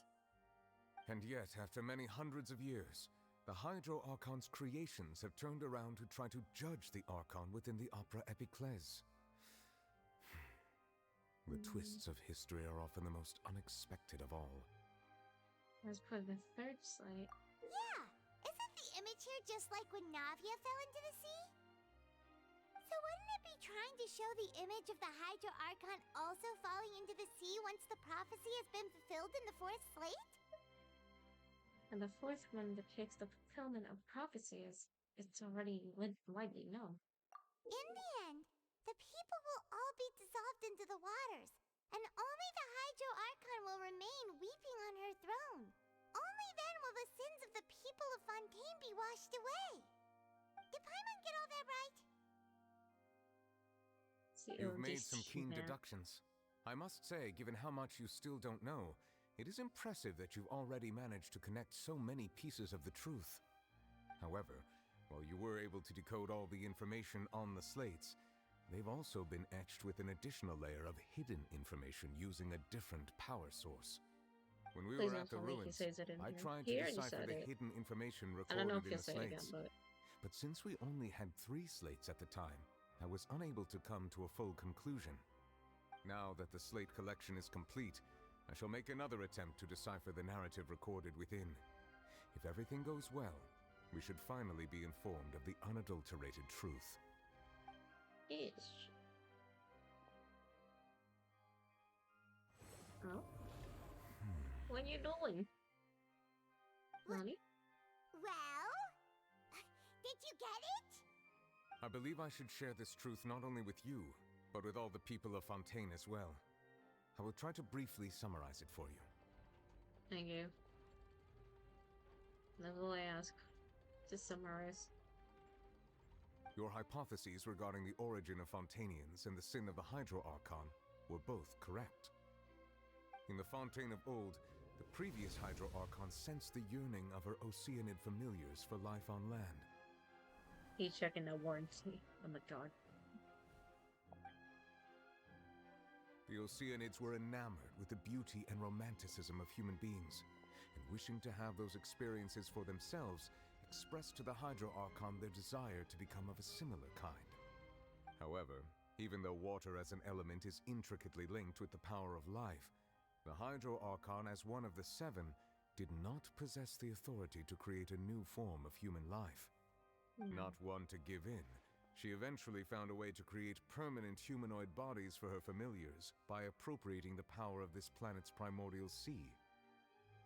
She poured primordial seawater into the Oceanid's blood vessels, creating humanoid mimics in the process. But if Fontainians were to ever come into direct contact with water from the primordial sea, the power within their bodies would escape these artificial restraints and return to the sea. As a result, their forms would collapse, and they would be reverted to their original forms as Oceanids. Of course, the Hydro Archon never received permission from the heavenly principles to create a new human race. Isn't that your idol animation, Thus, sir? the Hydro Archon and all of her creations came to shoulder the original sin of appropriating the power of the primordial sea. That is the true history of how the people of Fontaine first came into being. Dang. So we were all Oceanids before we turned into human beings? I mean, I doubt. That's way too much information for me. I think I'm just going to pretend that I never heard a single thing. If that's the truth, we can't let the Hydro Archon be sentenced to death. After all, her only sin was creating us. This really might be too much information for your regular Fontainian, but it does answer a lot of our questions. That's true. Alas, your hypothesis regarding the third and fourth stone slates was inaccurate. He was the slates' flexing. respective positions are, in fact, correct. Not the flexing. So, they are in the right order? What is the third slate supposed to represent then? A key point of the visual on the third slate is how all the individuals depicted in the water are humans rather than Oceanids. They have not been dissolved, which implies that the water depicted in this slate is not water from the primordial sea. The nation of Fontaine is the nation of Hydro, as well as the nation of Trials and Justice. Instead of being the literal element, the water in the scene symbolizes judgment and justice. You may also recall Navia's experience. When she fell into the sea, her consciousness was surrounded by that of many others who intended to hold a trial to determine her fate. Therefore, the meaning of the third slate is that the people of Fontaine shall try the Hydro Archon at the court of justice. No shot. It can't be. Yes, it refers to our present situation. I think I'm following now. So, what you're saying is, even though we decided to put on this trial to avoid fulfilling the prophecy, in truth, everything we've done has happened exactly as the prophecy foretold. So now, it seems, we're the ones making sure it comes true. What should we do? It feels like there's no way out of this. Huh. No matter what, the prophecy will be fulfilled. Is this what it feels like to be a prisoner of fate? If that's the case, does that mean the scene in the fourth slate will also be fulfilled soon? Traveler, I would like to point out another small fallacy in your deductions. About the fourth slate. You probably thought that the eruption of primordial seawater beneath the fortress of Meripede served as the surest sign that the prophecy was about to come to pass, yes? Yeah. However, I believe that rather than being a sure sign, that eruption could in fact only be a small warning of something far worse to come. As for the root cause of the catastrophe, I believe you've already encountered it once before. Yippee.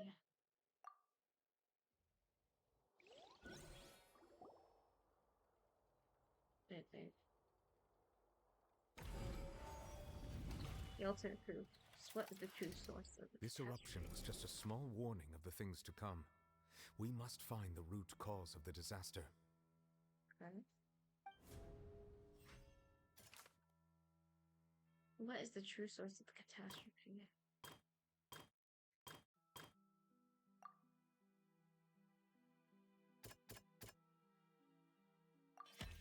It was both dream and reality.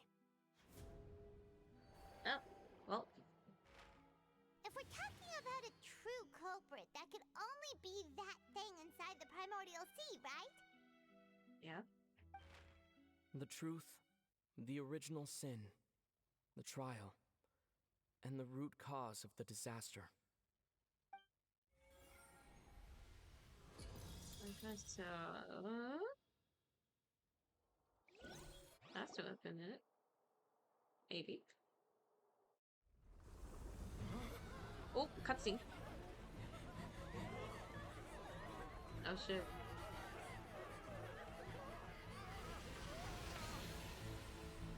Whoa.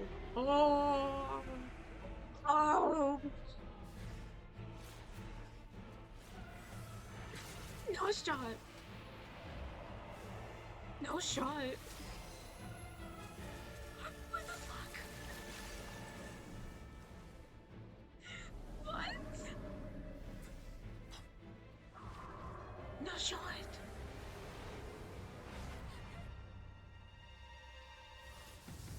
What's that? Wait. Child, let's go! Let's go! Oh, Foul Legacy! Dude, yes, get him! Get him! Look at that teamwork. Oh!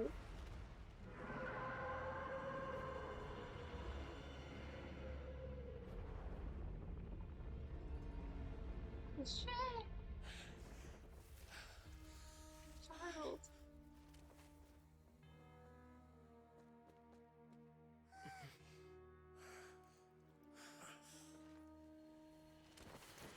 No! My husband! No! Son of a bitch! I'm very curious to how that will taste. Way too close! How did that thing just burst into the opera house? Wait, was that the I'm huge trying to whale you saw process. in your dream? I'm trying to process this. What the fuck? Then he goes back into the basement. No! Not my husband going back to the abyss. I heard that was also the one the child saw when he was young.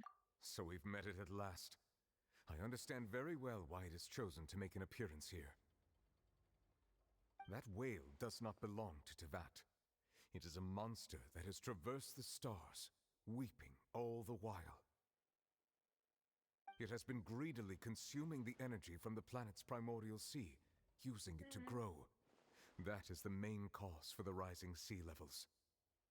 Dude. And once it has finished consuming all of the energy contained within the sea, its next step will be... You said that when the Hydro Archon first created Fontanians out of Oceanids, she filled their blood vessels with primordial seawater. Precisely. That whale finds I the see he's blood still of fighting Fontanians death nigh flags. impossible Dude, to for resist. real. Therefore, when it left the primordial sea, it decided to make its next stop a packed opera house full of food. Food in the form of Fontanians. We just barely managed to push it back, right? In that case, Dude, won't it come barely. back to target the people again once it's Is that managed the to whale recover its scene in strength? Star Rail?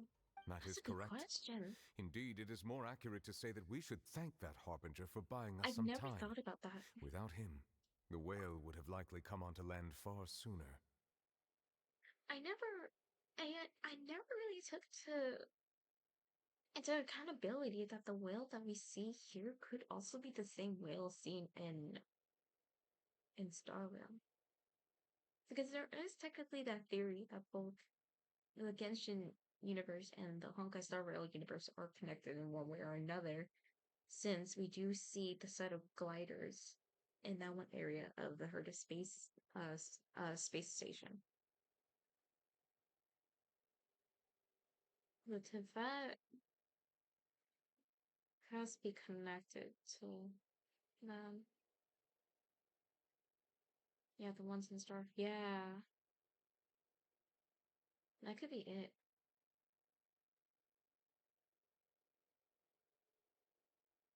That's still interesting, though. Buka Buka. Hi, Shrimpo. Welcome in.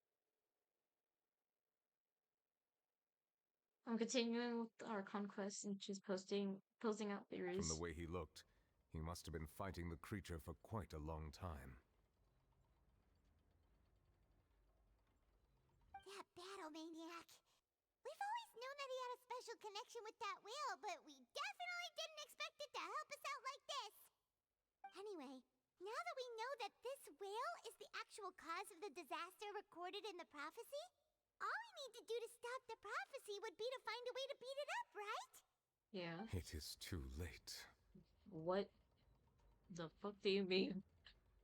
It had already absorbed too much of the primordial sea's energy before we could notice it. At this point, it has become practically integrated with the sea itself.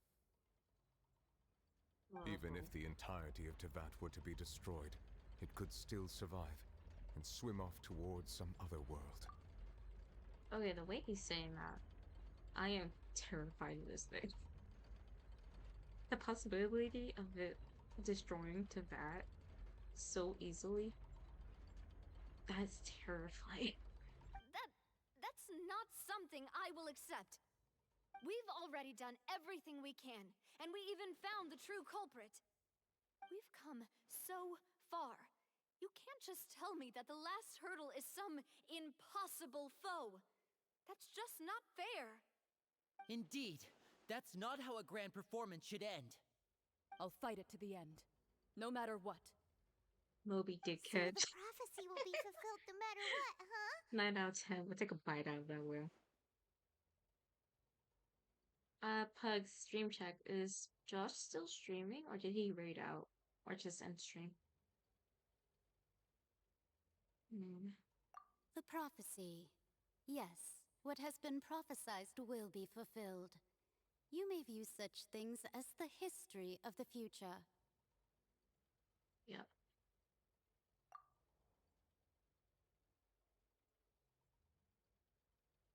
Josh rated out a few minutes ago, about 20. Oh, okay, that's fine. After everything has still turned out like this. Gonna fight against fate. Wait, if this is all about fate. Just as prophecies are usually only the future as seen from the perspectives of the gods, could things be happening in hidden corners where the gods' gaze does not fall? Probably. That's how it looks now. Ultimately, fate shall serve as your only guide, no matter what will happen in Teyvat's future. All you need to do is to play your part. Okay, what fucking part am I playing? Could it be that even if the prophecy would be fulfilled, there would still be a way to save everyone? Did I miss something? Wait, I forgot about Farina. What was it that she wanted to say to me at that last moment in the giant magic box? What is her real secret?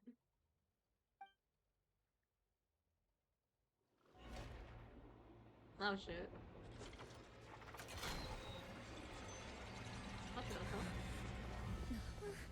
What's happening with the oratories?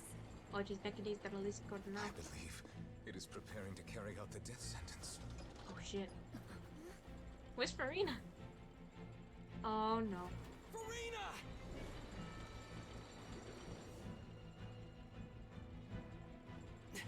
No, I still need answers. Oh!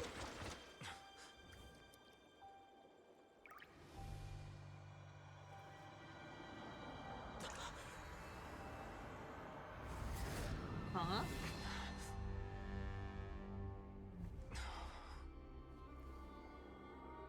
Huh? Wait. Wait, what? Wait, what? Wait, what?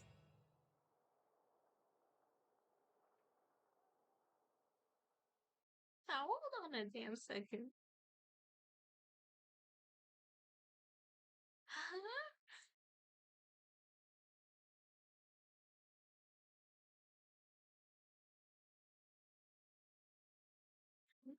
What?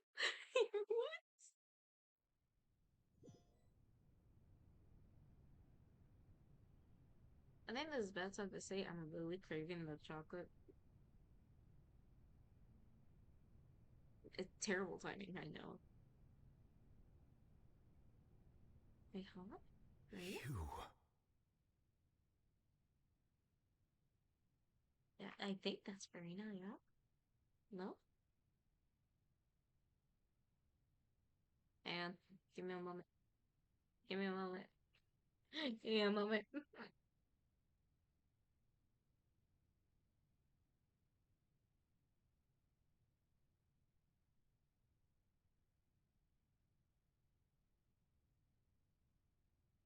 Could very well be a little shit. When the moment he said you, I could have been like me. But no, I'm sorry. I'm craving chocolate.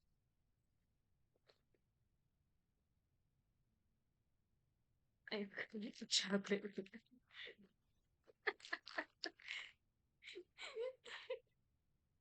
Look at your mission.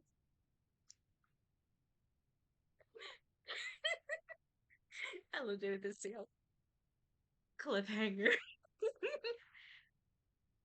What is up with these goddesses in bare feet? I want to con an idiot.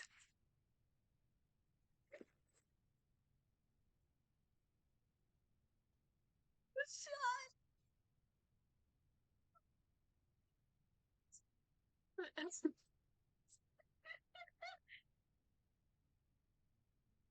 God. Imagine the fucking Natlin's Pyro Archon wearing Nikes or Adidas. That's so fucking stupid, don't mind me.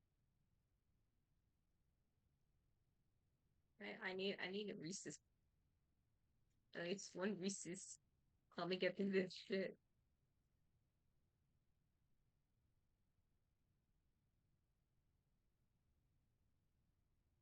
Oh.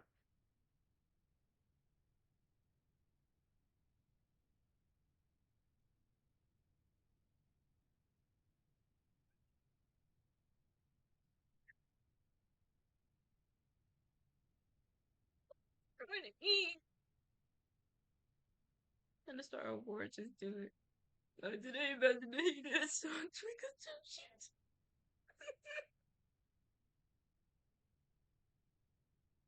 Man, I'm trying to eat, man. Oh my god. That's too fucking funny. Jesus Christ.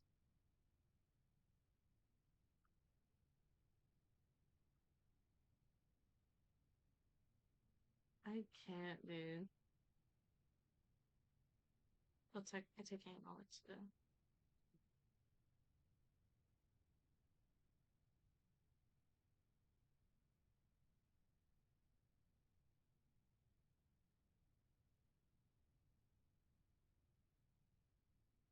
This is insane.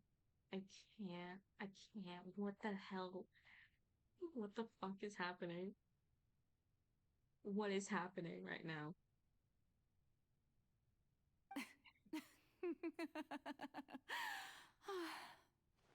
Sorry.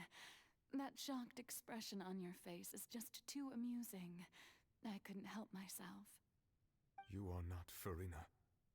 Who are you? I know. The sweet sound of bewilderment. Marvelous. A So sure cool, Lord. sign that my attempt to deceive everyone was a resounding success. But to answer your question, I am Focalor. You know, Farina. the god. Focalor. Why did you deceive us? Good question. Oh, that wasn't my goal, of course. Goodness, no. But I had to fool everyone else too, if I was to stand any chance of deceiving the heavenly principles. Deceiving the heavenly principles? It's all because of that pernicious prophecy. Dreadful, wasn't it? Everyone doomed to dissolve. Fontaine condemned to be flooded. One was not amused. In fact, one was positively bemused when that problem was thrust upon me by my dearest predecessor. That's the former Hydro Archon Egeria for the uninitiated. It hardly gets more disastrous than a preordained national catastrophe, now does it? She knew full well that the prophecy would surely come to pass. And as one of the seven, she also knew full well that one defies the heavenly principles at one's peril. So yes, as you have no doubt surmised, it was a rather impossible situation that I found myself in. I spent a terribly long time mulling it over, alone on the ocean floor. And I was almost growing barnacles by the time I finally realized there was only one possible solution to this confounding conundrum. I had to outwit the heavenly principles, allow the prophecy to be fulfilled, ostensibly at least, while saving everyone at the same time. I'm a genius, I know. I can only assume that's why Egeria chose me as her successor. Although, looking back now, it was hardly the inheritance one dreams of. Between the task of saving the nation, the quotidian duties of the Hydro Archon, and not to mention the original sin of creating a new race of humans, I dare say she left me quite a colossal mess to clean up. But one can only play the hand one is dealt. I did not choose this, any more than I chose to be one of her Oceanid familiars.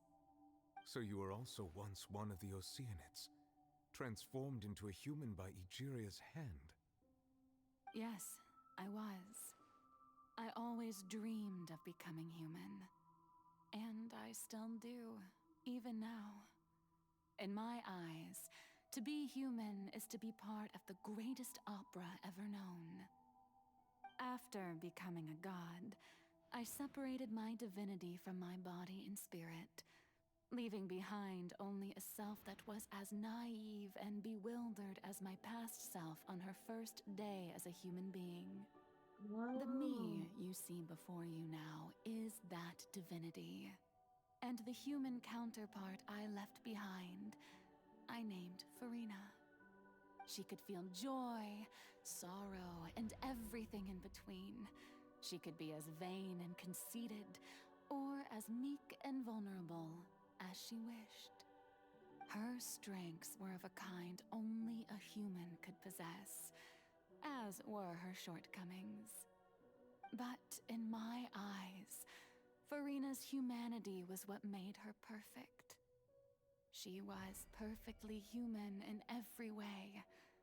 The person I always wanted to be. Anyway, so then I cursed her. All part of the plan, of course. The plan to deceive the heavenly principles. Do you still remember the final scene of the prophecy? The Hydro Archon alone, weeping on her throne. In order that the prophecy might appear fulfilled, I invited Farina to be an actress, to play the part of the Hydro Archon in the prophecy. Under the curse I placed on her, so long as I, Focalor's divinity, continued to exist, she could not die. But nor was she free to live her life in the pursuit of happiness. Instead, she was forced to take the stage in the opera house, to embrace the role of leading lady, to forever play the part of the god from the prophecy, all to create a deceitful appearance of that prophecy coming to pass. I suppose now you probably understand why your court is called the Opera Epiclese. But Farina is only human, isn't she? Even though she has had a long life, her mind is no stronger than that of any other ordinary human being. I cannot begin to fathom what she has had to endure. It must have been torture for her. It has indeed. And although she is, in a sense, me in human form, I most definitely owe her an apology for it. You owe her It's more than been that. 500 years. And all Exactly. along, she's been playing her part in the most unimaginably long, unbearably lonely, and agonizingly painful opera of all time.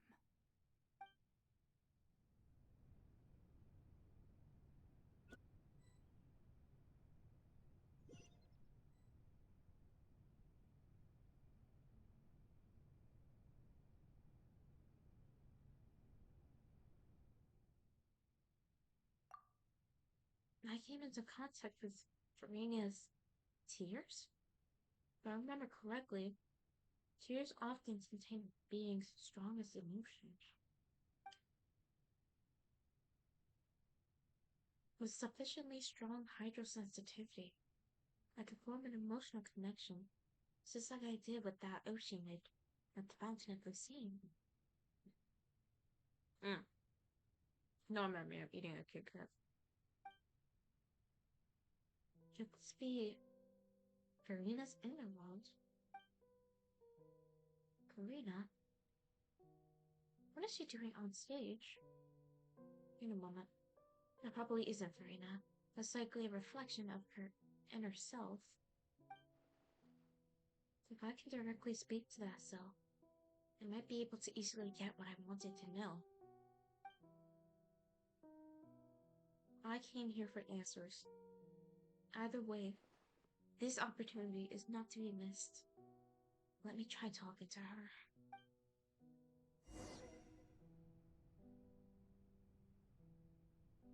Hello.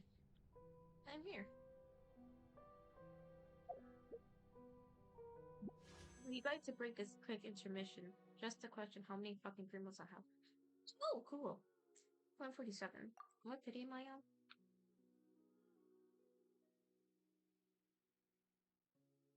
Let's see.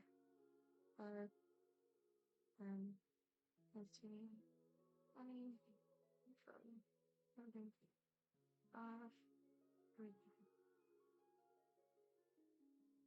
31 to 42 pity. Not bad. Alright, that's Word of our advice, daily don't schedule. break the law. Yes, I know. That's our daily scheduled angst.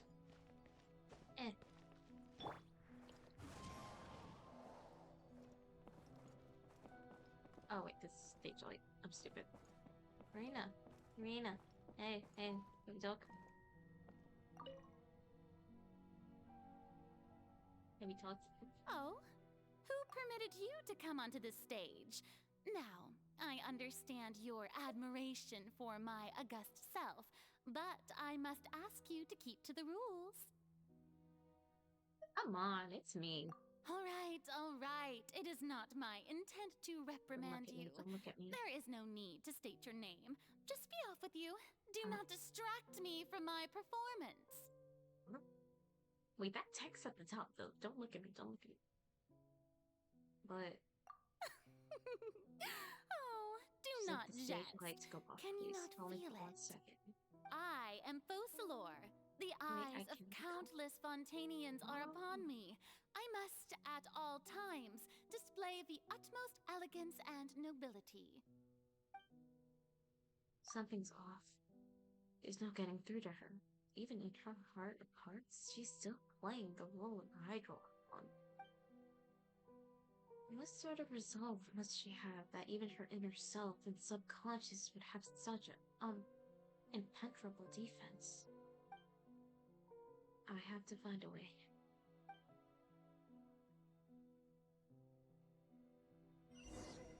Eh? Oh.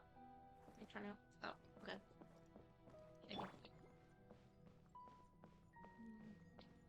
Dear audience, the performance is experiencing a technical difficulty, but worry not.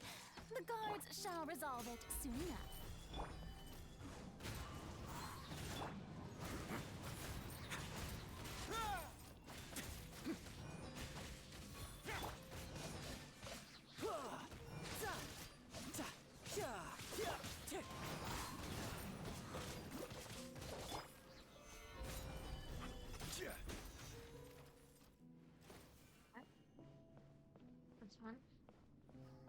Hey, what gives? The audience is still watching me, you know. Guards? No. Wait, where are the guards? Guards!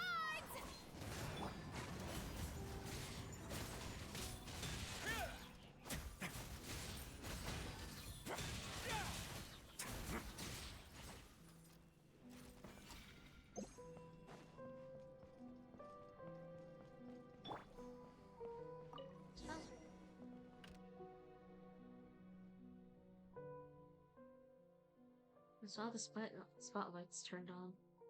In Farina's heart, it must have symbolized the odds of the people on her. Speaking of which, I think I just received some sort of signal. Is that her true voice? A ticket. When did that end up here? What the? Magic? This. What the? What's this?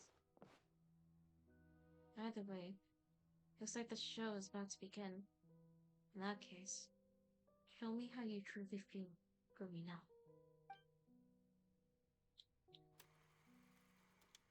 See one before a mirror, Garina.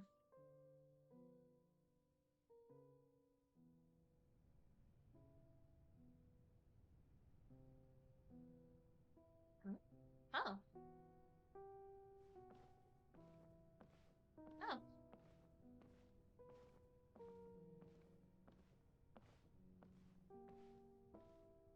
Interesting.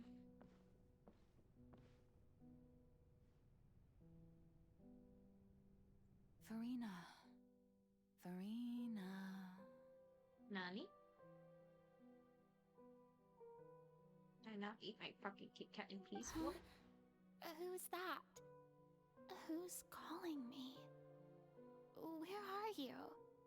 Be not nervous. Be not afraid. I am before you. Wait a moment. You're mirror me? How can this be? That was a question. Mirror you, huh? You know what? That's not bad. Let's go with that. Mirror me. What do you wish to say? The prophecy. Have you heard of it? What prophecy? Wait. I know. I think. I don't know why, but it's in my head somehow. The people will all be dissolved into the waters, and only the Hydro Archon will remain, weeping on her throne. Only then will the sins of the people of Fontaine be washed away. Oh, very good. You know it well. What's going on? I can't seem to remember anything clearly. The only thing I know for sure is this prophecy. Will it really come to pass? Yes, it will. And that is why I've come to you. Disaster will come to Fontaine sooner or later. Things will develop just as the prophecy declared. There is no escaping it. But doesn't that mean everyone will die? I'm a Fontainian just like them. Will I dissolve too? Oh, don't worry. Magical meetings exist in this world precisely to give people a chance to turn things around. It is the reason why you met me today. I will tell you how to save everyone, but you may have to suffer somewhat. Oh, so there's still hope after all. Goodness, you frightened me. You spoke so much and with so much certainty. As for the suffering, well, I will admit that the first thing that came to mind was, why do I have to be the one to suffer? But if the prophecy will come true, I'll also die anyway, right? So if I've already met you as my magical meeting in this world, if there were scales, with all the people of Fontaine on one side and my pain on the other, is it not obvious where the scales should tilt? You truly are the perfect human, my ideal. I suppose this would also be the justice that belongs to you. Huh? Don't worry, it's nothing. Listen well. Fontaine has just lost its Hydro Archon. I need you to play a role, that of the new Archon. Play as a god? That's right. You must begin a never-ending masquerade. You must never let anyone suspect your identity. If you can keep it up, then I shall have my way of defying this prophecy. But should your identity be revealed, then all hope will be lost. But how will I do this? A human assuming the role of a god without being exposed. Don't worry. What you must do is not to turn yourself into a real god.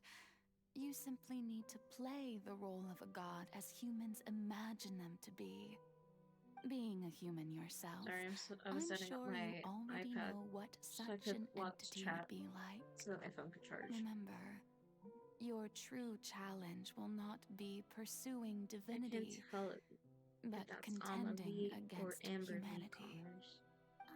I can't either. I'm still not sure I understand, but I'll try. I'll try to do this. So, how long am I going to have to play this role? To accomplish this mission, you will have to stay on the stage for many, many years.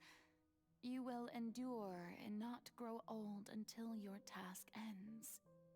But I promise you, all will eventually end in a magnificent and dramatic trial, and everyone will be saved.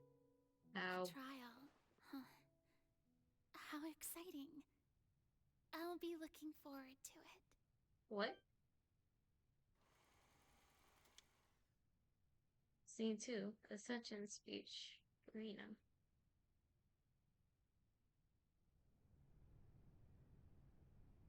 Well, there we go. I got to the front. Oh. Okay. Oh. Can't sprint.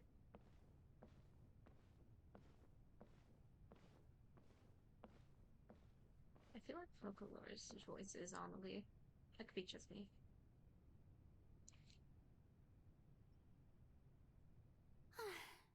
The Maison Cardinalise has announced my accession, but this is my first time facing the people.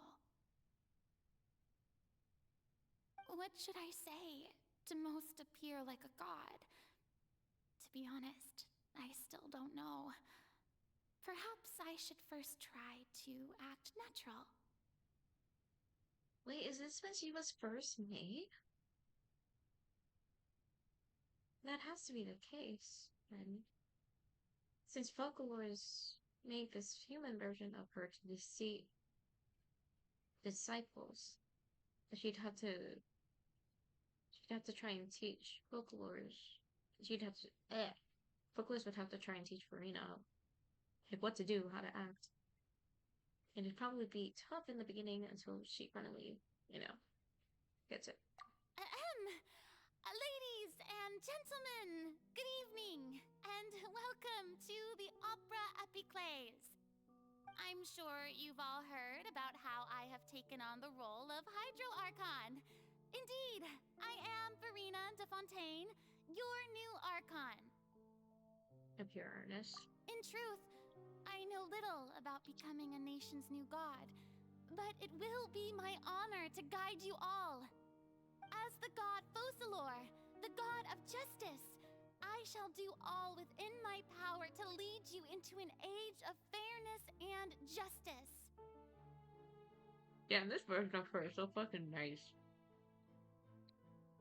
Once again, thank you all for coming. If you should have any questions or suggestions, please send them to the Maison Cardinalise. The future of Fontaine will require us to work together, after all. This should do it. I thought I might stammer, but thankfully, I was able to convey my thoughts just fine. Okay, and next. That's the new Hydro Archon. Is this some kind of joke by the Maison? I would have thought that a being that surpasses humanity would be a bit more assertive. Hey, did you hear that? She even told us to send her suggestions there at the end. Shouldn't gods be all-powerful?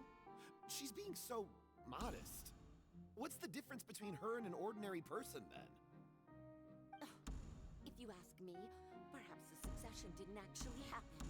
She might just be a Maison that happens. Wait, what's going on? Why is everyone suspecting me of being a fake? Oh, this is bad. If I get exposed here, there'll be no saving the people from the prophecy. Right.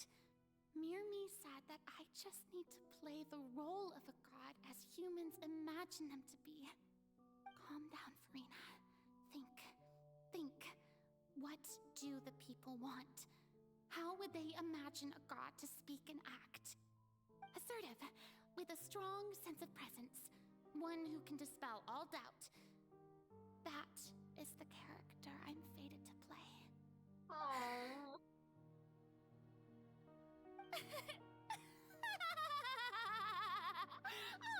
Oh, very good, my people. Only ones such as you are deserving of my rule. Now, I was wondering if some weak puppet were to one day come onto the stage and claim ownership of this opera house, would the children of Fontaine follow them? Well, it seems that you would all see right through them. Having passed my test, you are qualified to witness wondrous trials alongside my august self, here in this opera house. You may consider my previous act a door gift of sorts. I thought it was a debut that suited the atmosphere. Now then, let us be reintroduced. Ah, so that was just a performance. How could I have forgotten that we were inside an opera house? Her personality. It's quite shocking, to be honest, but I suppose it's a better look than before. Such a fascinating and bold deity. How wonderful! Our future may yet be bright after all. It seems I've turned them around. Best follow this flow and restart my accession speech. Resolutely with conviction. My dear people, whether you acknowledge me or not, whether you trust me or nay, I say to you, keep faith in your ardor for justice. We have heard it said that this nation's sins can no longer be washed away. Well, I say that justice is most fragrant when it blooms amid sin. Turn up the drama. The scales of justice should not weigh heavy in the hands of its God. On one side, it must carry fairness and justice. And on the other, praise and applause. May law be the prayer on our lips. May judgment be our worship. Let us light the fires and drink to the future of Fontaine.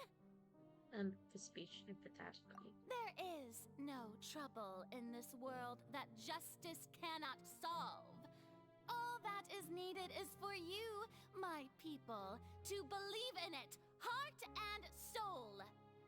So long as I, the archon Focalor, stand within the opera epiclese, so long as I stand before the oratrice, I shall even judge the gods of this world! That is a very bold thing to say.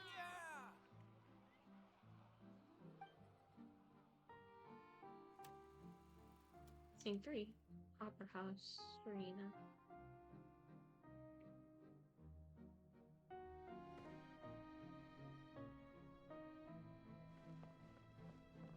Woo!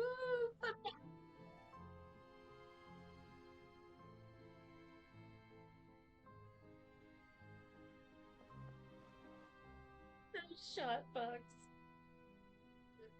Lady Farina, here are today's case reports, as well as a summary of the follow-up for your perusal.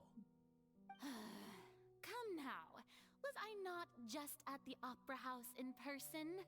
Leave these kinds of things to Neuvillette. Besides, none of these trials were the one that I'm looking forward to the most. If I may be so impertinent, what kind of trial are you truly looking forward to? A magnificent, dramatic, and wondrous trial. A trial to end all things. How could you hope to understand? That's true. I fear I lack the ability to grasp your divine thought, Lady Archon. No need for fright, and do not take what I said before too seriously. Go now, do your duties. The trial I await. It will come one day.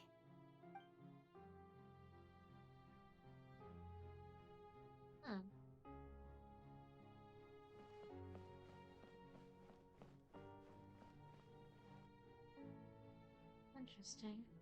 Lady Farina, I don't know what to say. Thank you for agreeing to see me. No need to thank me. Or rather, thank your own sense of perseverance instead. Long have you stood in line to meet me, have you not? Oh, I'm afraid that's just an inevitable consequence of my divine charm. All right. Deoteria, is it? How is your son's illness? You remembered me, and you knew of my family, too. He is doing much better now. In fact, he is far more of an ardent believer than I. He was the one who forced me to seek an audience with you, and to bring your words back to him. Oh, good. Very good. If this should happen again in the future, please do not hesitate to come and tell me.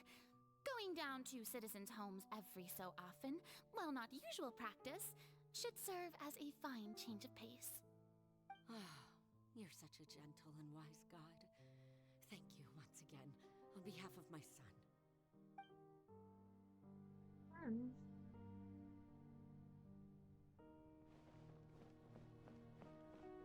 Wait, is this my bed? I'll assume. I'll assume that's my bed, I guess. That's our bed.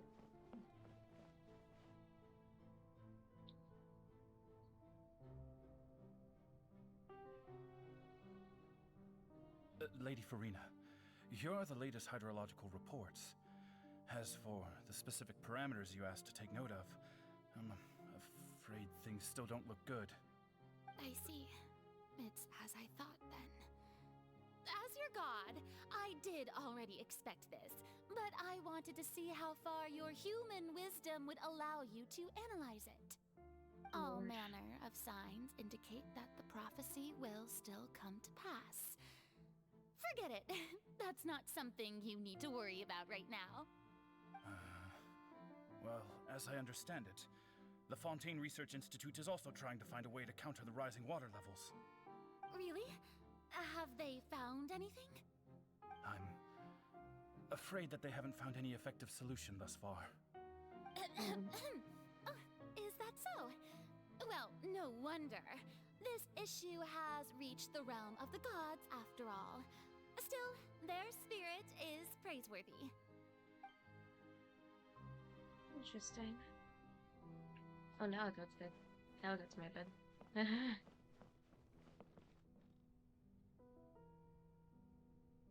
The day is finally over.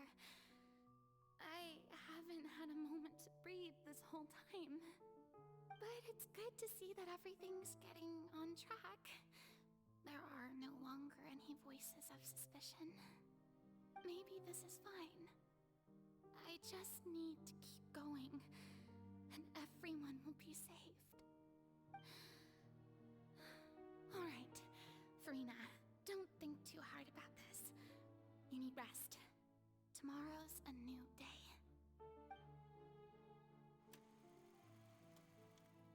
Scene 4, Opera House. Lady Farina, here are the new trial reports for the latest cases, as well as a summary of the follow-up. There'll be no need for that. I've seen them already. There's no need to go back over scenes I've witnessed in person before. Lady Farina, I've waited so long for this chance to see you in this manner. Indeed, my dear, loyal citizen. This joyous moment is an honor for us both. Oh? Lady Farina, we're detecting significant hydrological anomalies near Poisson. Understood. Keep monitoring. Keep me informed should anything come up at the Institute.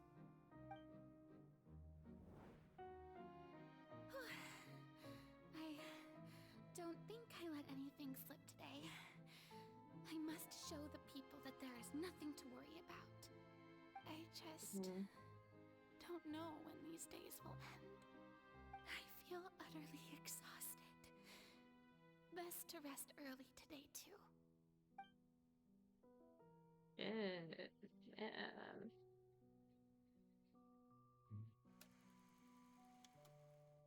Scene 5.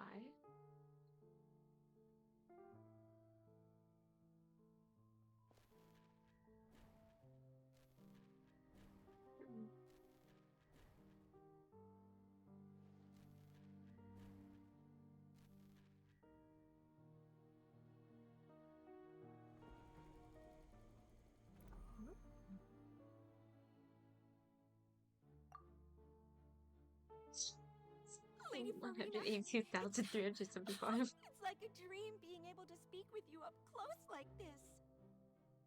I've heard that the first member of our family who was honored to receive an audience with you was Madame Deoteria, almost 20 generations ago. So I'm sorry if you hear any background noise. This is my dog What snoring. a fine family yours is indeed. It brings me great joy to meet such a faithful believer. A descendant of a line most ardent. Surely you exaggerate, Lady Farina. My lady? What is it, good citizen? Are you crying?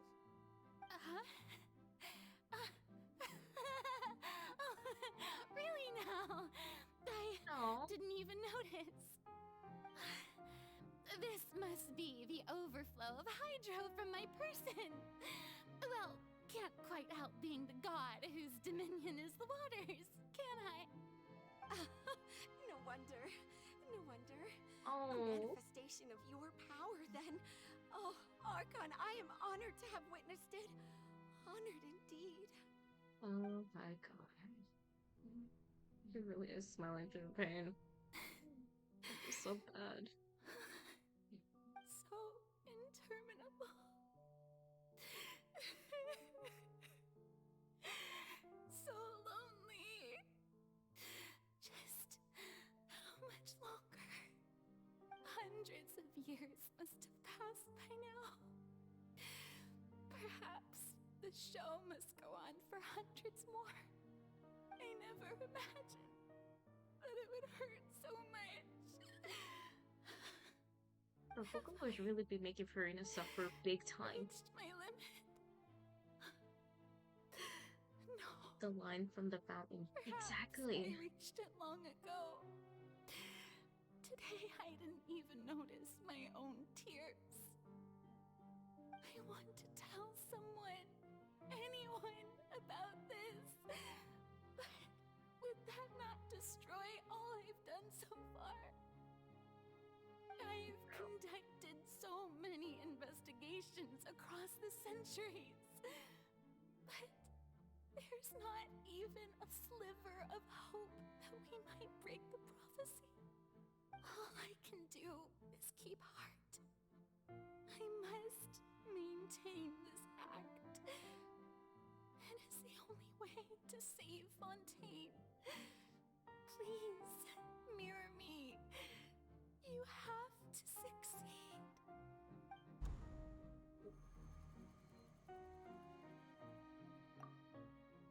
Scene 182,706. Opera House, Farina and... Farina, you don't have to And shoulder me. this burden alone. Although I don't know what you might be keeping from everyone, your people are more than willing to share your burden with you. That voice. That's my voice? Is this scene from when we were within the giant magic box? This is great. I didn't think that this scene would replay in her inner world. Surely I'll find out what she wanted to tell me this time. Share my burden. Yeah. That's impossible. It was fated right from the start that this would be my duty alone. But even if your burden doesn't need to be shared, you can still choose to confide in someone. Just share it with me. I'm what you'd call a witness. A witness? Yes. I've heard that you came to Tevat from beyond the stars, yes. In other words, you never belonged here. And if Tevat is, in its entirety, a show on a stage, then you're just a spectator, aren't you? Yeah. If that's the case... He's right. I could confide in him, couldn't I? But if things don't play out as expected, the people of Fontaine will be the ones to pay the price. No, Farina. You shouldn't be selfish. But what if it's really alright? Farina, you've worked so hard for so long. Surely it would be okay to put yourself first for once.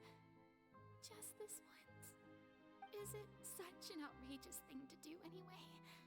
To find someone in whom you can confide your frustrations and sorrows?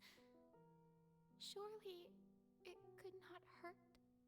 If you let this opportunity slip through your fingers, it might never come by again.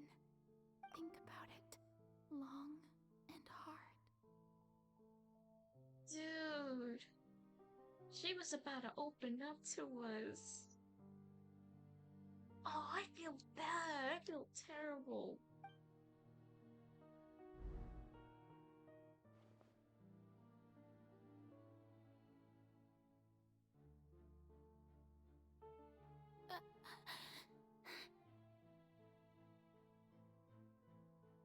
No, I have nothing to say. I am Farina, the Archon of Fontaine. Everything will surely get better. Oh, All fuck you the need to shot. do, dear spectator, is to witness my performance until the curtains fall. No shot.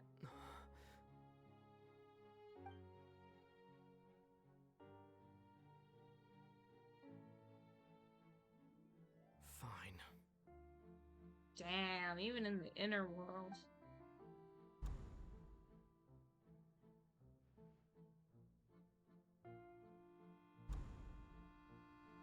They're gonna be taking this to the grave. I can fucking feel it. Hey, dude. Let me whack her on the head and knock some scissors to her, please. So even Farina doesn't know the truth? You've never once let her in on the full plan? Yes, it had to be done. To deceive the heavenly principles, you must first deceive yourself. She did very well. If she had let her resolve falter even once in these 5 centuries, Fontaine would have been doomed to the most tragic fate. It seems that trusting humanity was the right decision after all. I believe that I understand how your deception works, but that is only half the truth, is it not? How would you build on this foundation to save the people of Fontaine? That is the most important thing. Ah, good, good. Of course, the Iudex of Fontaine has pinpointed the crux of the issue. I'm sure you've long sensed that the Oratrice is no simple machine, yes? I've always suspected that it had its own consciousness. And Lenny did mention that he heard a human voice within the core chamber. It now seems that that person was you, hidden within the machine all along. Am I right?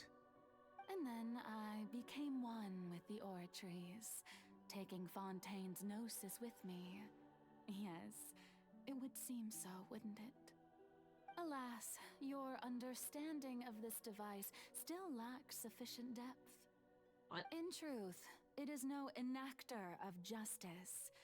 It is, in fact, a device created to kill the god of justice. What? I beg your pardon? Oh, you have it. And to be more precise, not only will the Oratrice take down the god of justice, it will also take down the divine throne upon which she has been placed.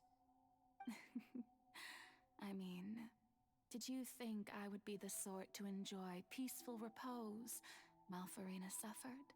My No! work over these last 500 years has been to He constantly typically die from the accumulate beginning. indemnitium Dude, that's within what the I'm wondering. Oratrice. But really, some have already discovered that only a small fraction of the energy generated by the device was ever used to provide power to Fontaine. The vast What? majority had to be, accumulated to enact this death sentence. It was all part of your plan then? Both the trial and the sentence? Indeed. This power, accrued over 5 centuries, could have sustained Fontainians for millennia had it only been used for that purpose. Almost all of it has now been stored within the Oratrice. Wait. So she was within the Oratrice this entire time. And I feel like she was intending to die. She knew that at some point she was going to die, and she had to try and plan a way and a day and time for it to happen. And I guess this is the moment she was waiting for. So the moment someone proved that Farina wasn't an archon, she could finally say, the Hydro Archon's punishment is the death sentence. Then what would happen to Farina then if she... Is Farina gonna die too? Or... No, wait, no. That can't be it. No. I know something would have to happen to Farina. I'd be damned if something didn't happen. Only power of this magnitude could hope to destroy the Hydro Archon's divine throne, shaking the rules established by Celestia and breaking through the institution that is the Seven. So the Oratrice's call for death was for neither Farina nor Focalor, but for the Hydro Archon. The destruction of that divine throne. If I do not misunderstand your intent, you must be... Returning what's rightfully yours to you, of course. What? In other words, this was all done to return the authority of the Hydro Archon to the Hydro Dragon of this planet. Wait, what? But...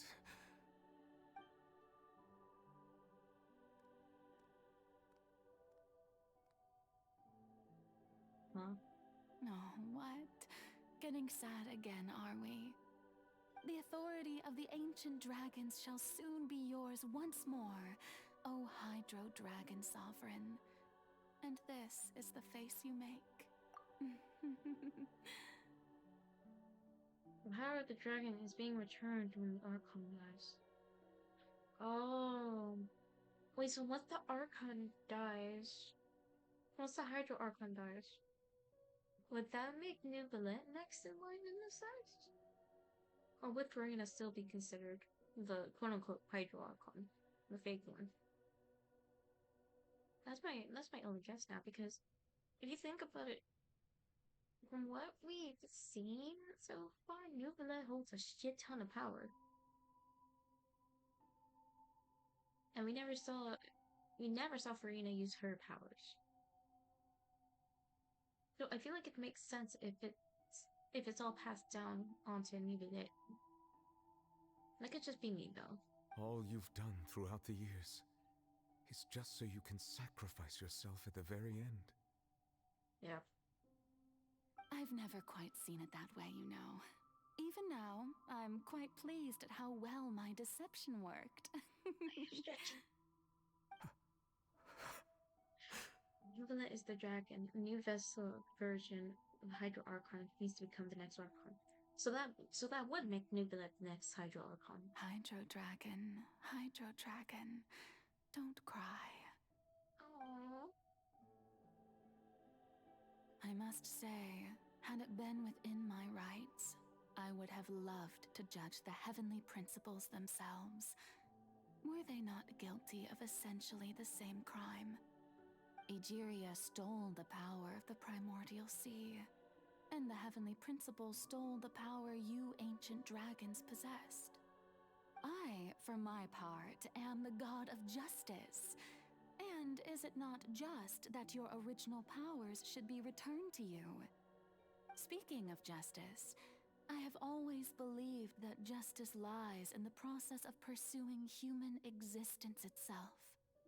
So, if the theft of the primordial sea's might was Fontaine's original sin, then, leaving matters of procedural right and wrong aside, the descent of the Fontainians as humans and their right to exist in this world would be Fontaine's original justice. In other words, existence was Egeria's justice, and to me, justice is the continuation of that existence. Defying the prophecy and ensuring that Fontaine's people shall live on. That should be the justice enthroned over all others.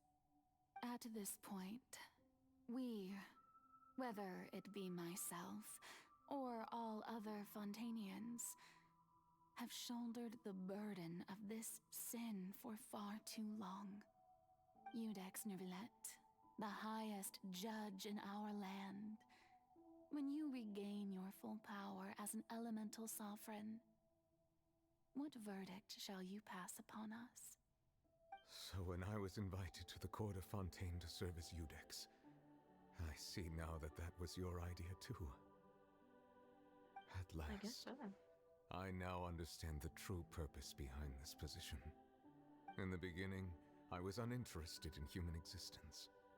But these 5 centuries of living alongside them have gradually brought about mutual understanding between us. And I have even attempted to feel as they feel. You are a devious one, Focalor. Things being as they are, surely you know that I could never declare them to be guilty. Yeah. What did you do? The hour of my execution is almost here. For the sinner, the curtain call has come. I know I may not sound it, but faced with death, I find myself a little afraid. Perhaps this is one thing both gods and humans have in common. Sounds up here. Farewell, Nervalette. I hope you've enjoyed the part you played these 500 years. Wait, what?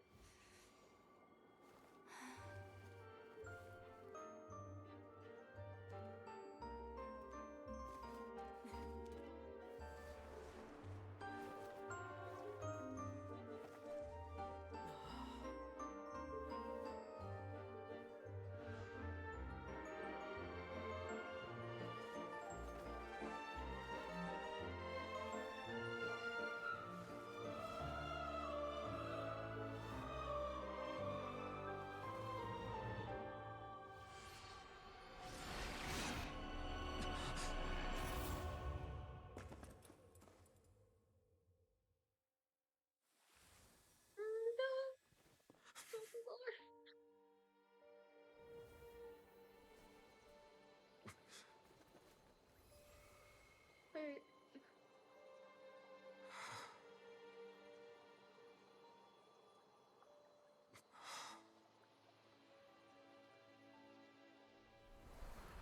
Oh shit.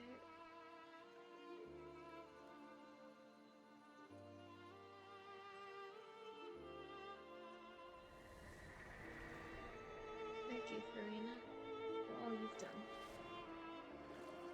From this moment on, please live happily as a human, just as I wished we could. No.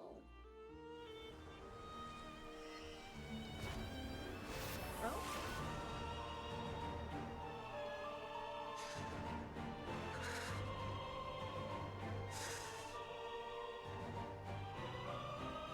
I, Iudex Neuvillette, hereby declare, people of Fontaine, your sins are forgiven. No shot.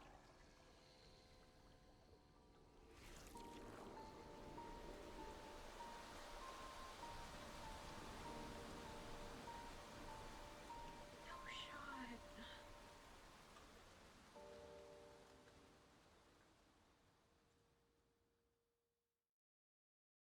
Bro, I felt Boats are shivers made go for down my. transferring commodities back and forth, and those that Zhongli, come you across just Liyue ruined the tend fucking moment.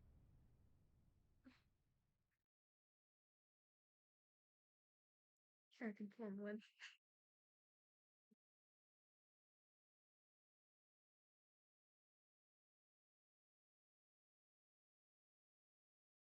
Bro, Zhongli ruining the fucking moment move. Anyways, I got shivers. I got shivers. Oh my gosh. What just happened? Has the death sentence been carried out? Was that bright light some sort of misdirection? I have a feeling that something huge just happened. But since we're all still alive and haven't been dissolved, I assume whatever happened was good for us. It's time to end this. We must mete out punishment to that beast. Zhongli. Didn't you say just a moment ago that it can't be defeated? I have gained the strength sufficient to deal with it. Through certain means, I now have the ability to separate the power of the primordial sea from that creature. We should seize the opportunity to pursue our quarry. You obtained power. Traveler, now that the oratories can no longer function, I require an executor to help me mete out justice. Are you talking about me? Are you referring to me? My flimsy little self? That just wheeled around a little sword. The root of the calamities befalling Fontaine. The beast that enacts the prophecy. Its name is the all-devouring narwhal. Come with me, traveler. The hour of execution has come. Dun dun dun. Oh, already.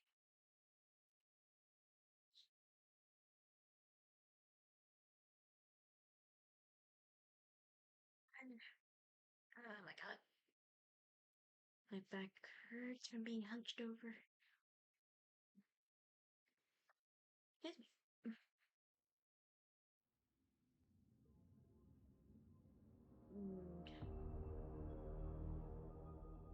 That is so fucking terrifying to see.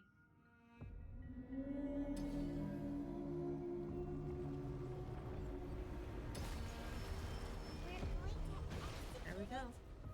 But how are we going to do that? It's huge! I've already done my best to separate the power from the sea from the way. Considering the size of the beast, I cannot reach the power source. Unless we can find a way to attack it from within. I shall share a part of the ancient dragon's power with you. We shall look for an opening together.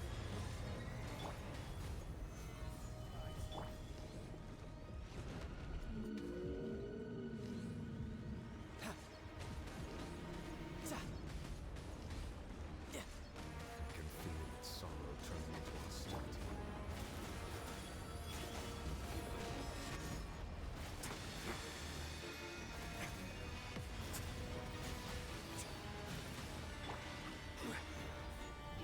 No time to lose. Damn. Oh. No time to lose. Let's begin. The all-devouring narwhal cannot resist its instinct to devour. Continue to trigger its hostility. The chance will present itself.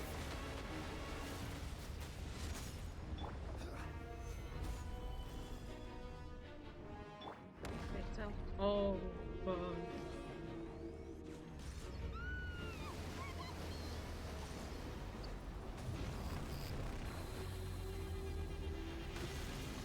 The fuck? What the hell? What the hell? Why is there a hole-looking thingy over there? It looks weird scary.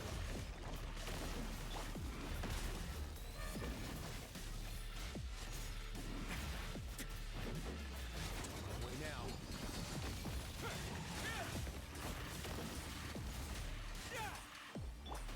Into the wind.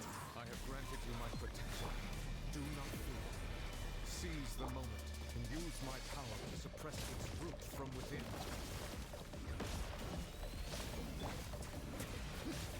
Stay cool. Face your gift.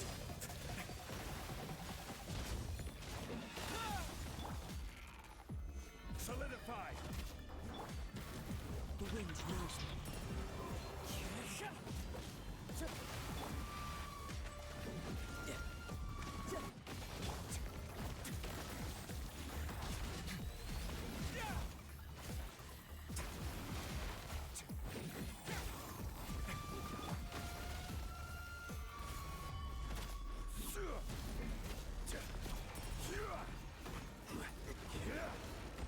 This is order.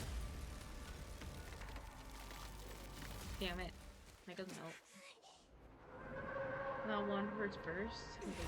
This mouth. That does look like it.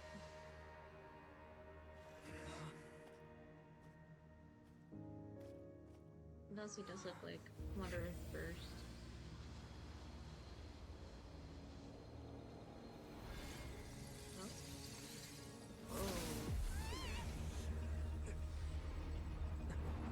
Oh.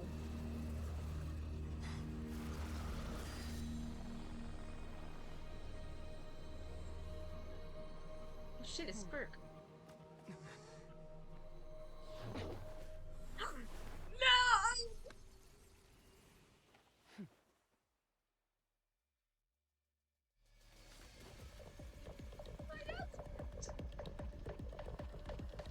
Thanks for helping with the cleanup. It should have been my job, but oh well.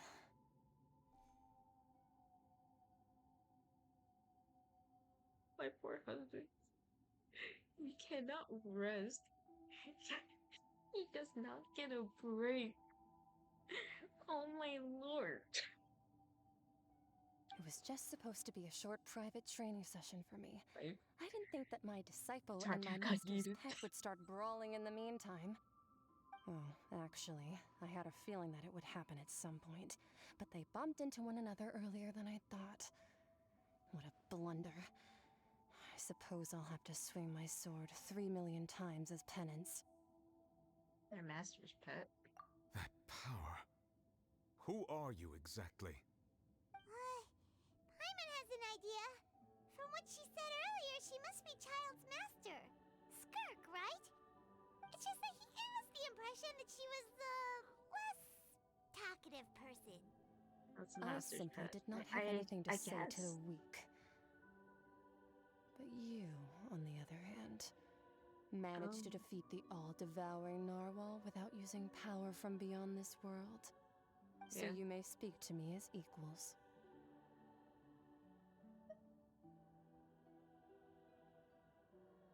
What sort of person? I have to agree. It's a strange use of a planet's primordial waters just to raise an all-devouring narwhal. That kind of power is wasted on it.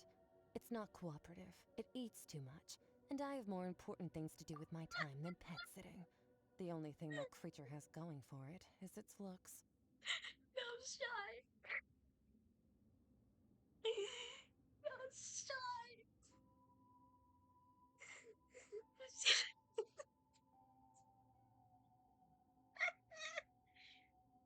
Oh my god. It's not cooperative. It eats too much. The only creature has going for it. It's its looks. Dude. What a way to cut down your own pet. All in all, it fails as a pet. I think the creature has going for its looks. Miss Skirk? I think you might have missed the point. The point being? Well, being that this pet almost destroyed an entire nation. Yeah. So what sort of person is your master? Well, Child's master's master. Wait, is that right? Oh, right. So you don't know him. Sorry, I assumed you did. His name is Sertologi. Who? Sertologi? Huh? Never heard of that. I am unfamiliar with that name. Yeah, same. Who the fuck is that? So Master is insufficiently famous. How should I describe him then? Have you heard of the name The Fowl? The Fowl? Still nothing? Well, how about the Visionary? Vetterfalnir then? Or Gold Rhine-daughter? No. Oh, that one we've heard. Rhine-daughter's part of the Hexen Circle. She's Albedo's mom, right? Oh, so you do know that name. To be honest, I also heard all of those names and titles from my master. I don't actually know them either. But I suppose you understand now, yes? My master is likely a similar sort to Rhine-daughter. They are both pursuing some form of perfection. Wait, didn't you also mention a visionary person? Paimon didn't quite catch their name. Cleaning my glasses. Actually, never mind that. I believe it expedient to inform you that the all-devouring narwhal used up nearly all its strength fighting you. Such roiling hydro energies will prove difficult for the planet's deep seas to digest. As such, the fontaine back on the surface has most likely been thrown into chaos. In other words, the prophecy that you've been fretting over should now be in full swing. What? There's little to be surprised about, Paimon.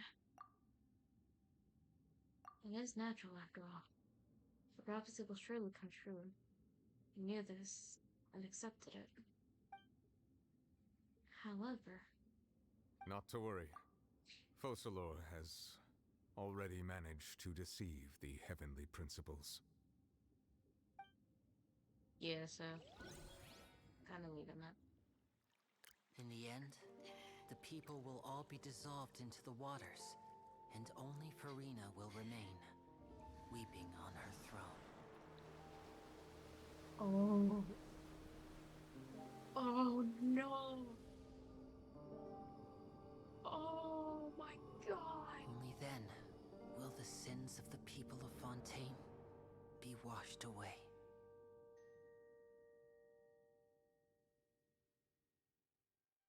Oh. Don't. Dude. Don't.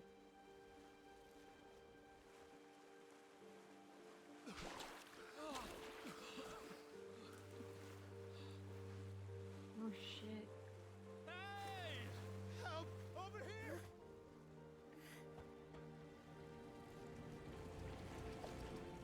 Oh shit. Sweat. Sweat.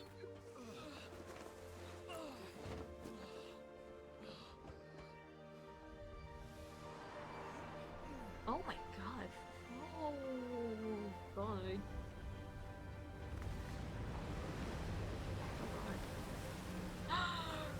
Reporters!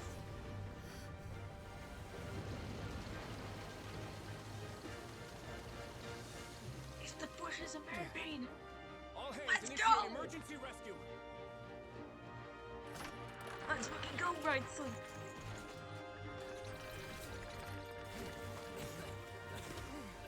Hurry! What happened to no spontaneous then? I don't know. Hey, lend a hand. Clutch. Fucking go. Yay, Freminate! Get him! Whatever you can, Freminate.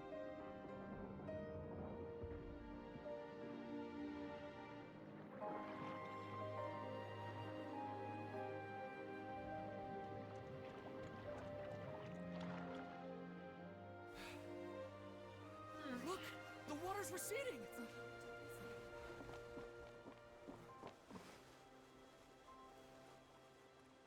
Oh shit.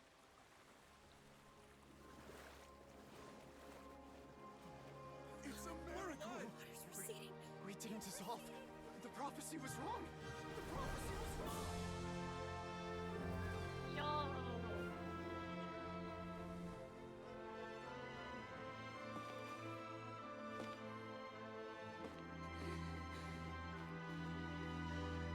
Everything's destroyed, but you know, everyone's alright. Are you alright? We're saved. The prophecy was wrong.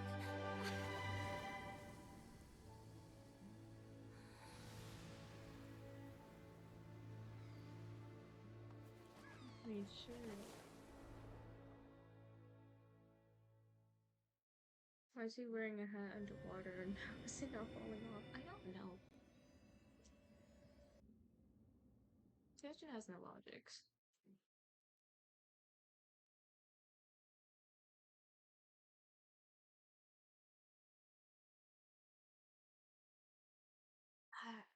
Holy shit.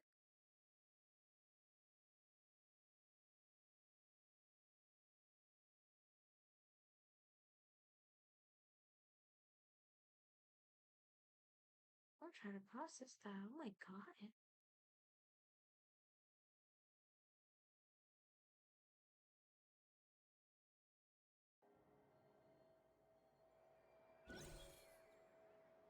Well, did we just reverse the prophecy?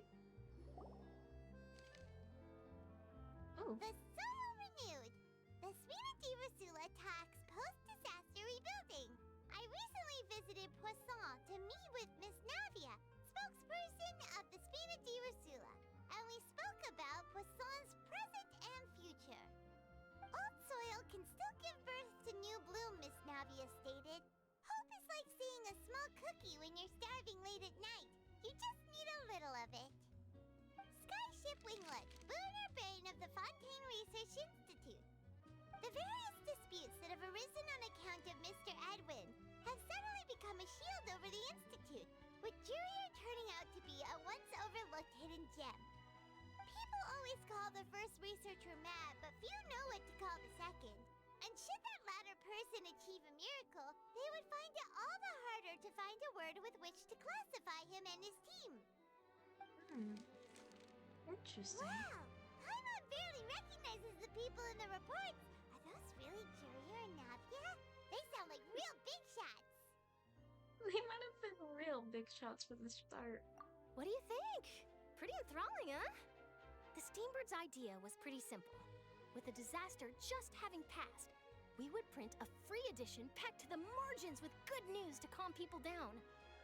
The value for these big scoops lies in their inevitable follow-ups. We'll publish further reports and go into the stories behind those people. Edwin's assistant, Jurier, created a true flying ship, while Navia is leading people in the reconstruction of their home.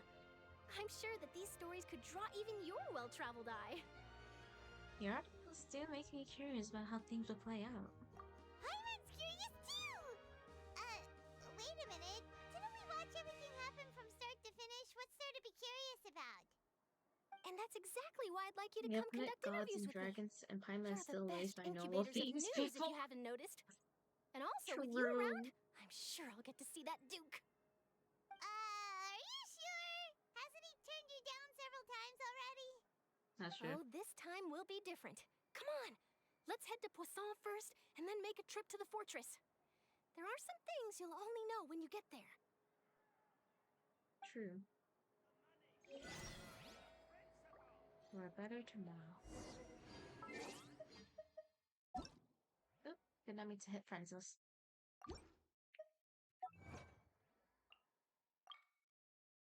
For a better tomorrow, people rebuild their home.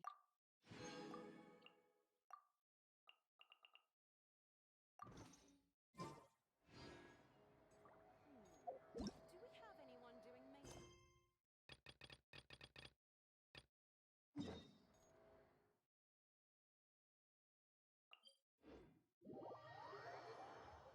Man.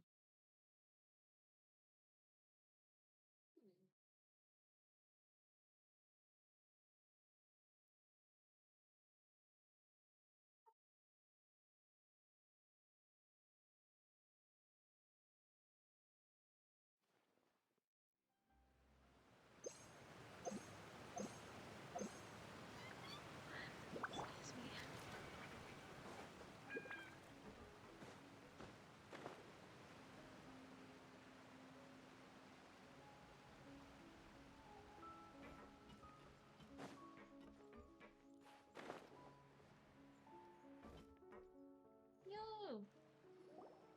Navia! Navia! Oh, it's you. What brings you all here? Hey, we're just having a look around. I'm here to update myself on how things are going here. Oh, the Fatui are here too! Let me introduce you. This is Mr. Garunt Snezhevich. He represented the Knave in sending us a large amount of supplies, and is helping with our work. Our residents are hard at work as well. Thanks to everyone, work is progressing nicely. We've lost a lot of people, but we're moving forward. That will have to be enough. Hello, Miss Charlotte. I'm a big fan of yours. I especially like that article you wrote last year about Fontaine's stray cats. Aww. But if you don't mind, could you not emphasize our role too much in your report? It's not charity we're doing here. We just happen to share the same interests as the Spina. I get where you're coming from. I'll keep it as simple as possible. Or would you be willing to feature as friendly neighbors? Friendly neighbors? That would be fine. Thanks. Dude, this is the only fucking Fatui member that is so fucking nice and calm. Like, come on. It's an orphan. No! Fuck, no. Oh, you're back too. How are things? Oh, cool. We finished laying down the construction materials. It'll be another hour before the workers are able to go over there. Huh? You're here too, Clorant? Well, her reputation's greatly risen after that whole duel business with Miss Farina. So she's here in Poisson to wait out the heat. All right. She really came here to help me out. I ship it. There's too much to consider in the reconstruction of Poisson. The Spina has need of more decision makers. True. And, well, true. That's I true. do already happen to be connected to Mr. Callis. Oh, wait just a moment. Do you mind me asking a few questions? You know, about how you felt before the duel, about what it was like facing down a god. There's lots of exciting material there, I bet. Forget it. I'm sure you can find a better theme than that, Miss Charlotte. I see you're the same as always.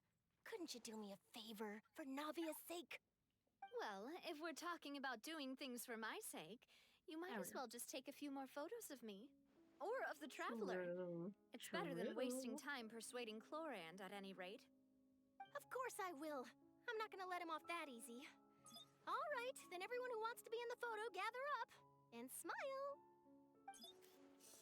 Aww. Oh, that's cute. How did it go? Was it a good shot? Did Paimon look cute in it? Not bad. Your addition really helped the composition of the picture. All right, hang on a moment. Let me snap a few more shots. Jesus Christ. This took so many fucking All pictures. right, that should do it. I'll be back here later anyway, so let's call it a day. Okay. Goodbye. You're very quick. Speed is of the essence when it comes to the news, and freshness is the key. Also, not to brag, but I'm pretty good at building connections. Who knows? I might eventually get that interview with you after all, Miss There are also Chlorand. other nice orphans Wow, you that were really part do of the House have of that the Heart, never like say Katrina die and spirit. Nikolai. I'm impressed. Ah, I'll hazard a guess that this is how you got that interview at the Fortress of Meripede. that makes sense. You already knew she was gone. Whoa, you're well informed. Let me make a guess too. I asked Sijuin, who told Monsieur Nervillette, and he told you, right? I don't know. That's a very complete information chain. In truth, all Monsieur Neuvillette asked me was, when did the fortress become so friendly towards the media? I told him that it was best not to speak too soon. There's no guarantee that Ridesley will make a personal appearance. You're right. I've got to treasure every moment I have with them. In which case, I'll be making a move first. Stay safe now. And tell me if you hear anything interesting. I'll treat you to afternoon tea in exchange. Oh.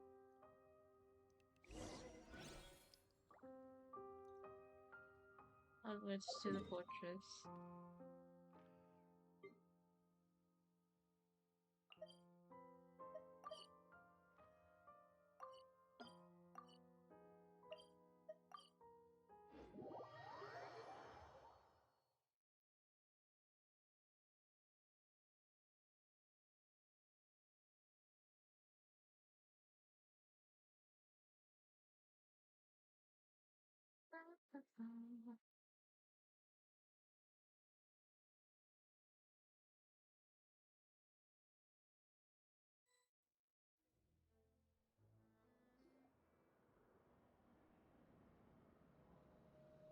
Wow, guess we're here again, huh?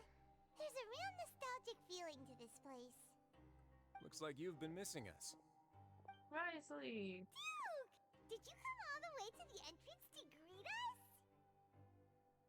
How do you seem so? Of course. I'm here to welcome you and our dear Miss Charlotte, whom our good head nurse recommended to me. It's an honor to finally meet the much-rumored Duke. Thank you for consenting to my visit to the fortress, sir. No need to thank me. But that said, I shouldn't be the focus of your interview. I trust you recall our agreement? Yeah. Of course, of course. All right then, this way.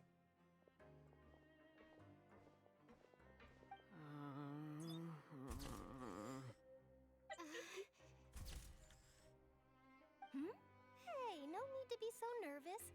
I've already taken all the photos we need. Miss Charlotte, do these pictures really need to be published on the cover of the Steambird? Yeah. It would seem that Miss Lorvine doesn't want her face to appear beside that of Mr. Jurier. Sir, please don't say things like that. But it looks like dear Mr. Jurier denies it. Might this interview be very important to you then? No, I just... This is my first time being interviewed, and I'm very thankful to the Steambird for... Now, I might not look it, but I actually did meet Mr. Edwin once. And I'll be honest, I enjoyed chatting with you more. You've definitely got more of that genius vibe going on. The boat that brought about a miracle, the ark that saved the people. Were they the ones that While were you getting married? recreated a I myth think back so. there, like an emissary of legend. Still, if I might ask, where's that flying ship now? Huh. Looks like Charlotte's trying to get herself another exclusive scoop. I have to apologize, but that ship is presently in the bowels of our factory. I'm afraid it won't be easy for you to get a shot of it. Really? Well, then in that case, could I have an interview with you to make up for that loss? Really doesn't know how to squeeze opportunities for all they're worth. You already know my answer, I'm afraid. Best you interview our head nurse instead. Or perhaps you'd like to take another photo of this couple of researchers? Did you really have to use the word couple? Yeah. Well, then, 2 solo photos will do. Is my hair messed up? Please, someone help me have a look. Things sure are getting pretty lively here. We've seen this kind of thing before. Exactly. Oh, seems like everyone's here. Would any of you like to try this new drink I came up with? Ah, Siegeween. Hey, Miss Charlotte. Why don't you, take some pretty photos of our head nurse? Sure. Come on, Miss Siegeween. Over this way. Let's find a brighter spot. Huh? Sure. Do I have to smile? Oh. So, how have things been at the fortress? Good question. Same old, as you can see. Fontaine's undergone some changes, but this place is still more or less the same. Other than that flying ship, it got a tad too much attention, I think. That's why I decided to let the interview go through. We should direct more public opinions toward the behind-the-scenes heroes. Am I right, Mr. Jurier? Miss Lorvine? You're too kind, sir. I believe that you too should have your day in the sun. Not that you would want that, which is a pity. I'll just leave the spotlight to you two. Adrian's seriously, she's self-aware of what she could do I see. for cuteness. Lots of literally. things happened that day, huh? Anyway, regarding that Harbinger, I'm not sure you remember, but his 3 young followers are still waiting for his return. He sure did win them over, huh? I'll tell them that there's good news and bad news. The good being that their boss seems fine, and the bad being that they must face extended sentences for abetting his escape. Fair enough. Oh, actually, what about you? Are things gonna change for you too? What change can there be? The fortress will keep chugging along, and so will my duties. As to what Miss Farina's departure will mean for the nation, and if our laws and governance will be transformed, we'll leave those to the folks in the overworld. Hey, everyone. The photo shoot's done. Good. In that case, let's call it a day here. Thanks for your cooperation. Come on, Traveler, let's go. Till next time, everyone. There'll be a next time? Maybe. Who knows? I might write a story about the underwater factory next time. Until then. He gives off the vibe of last like, I stop, didn't the give this docks. consent.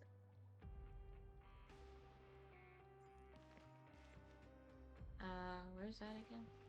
At least I don't think I've been there yet. Oh, it's just like the very, like, entrance. Oh! Oh wow, that's stupid. I'm so stupid. Whoops.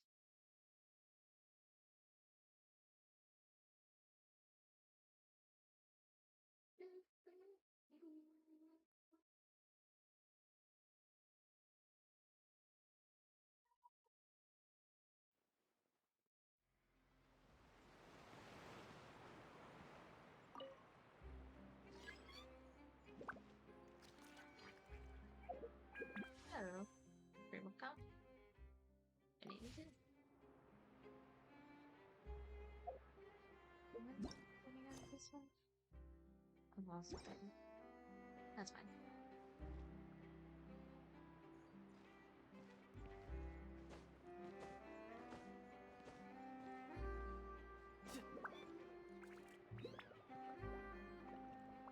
How should we?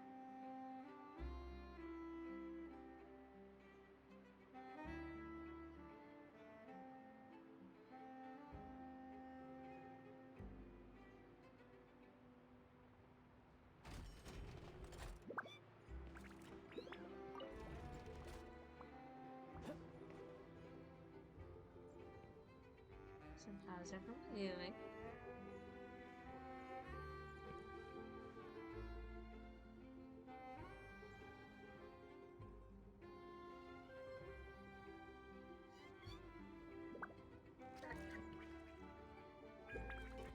Just let child stare at you.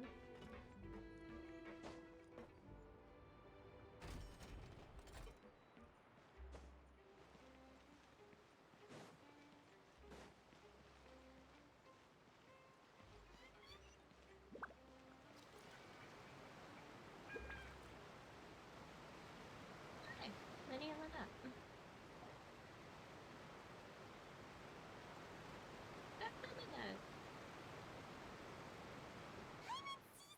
They really are here! How did you know?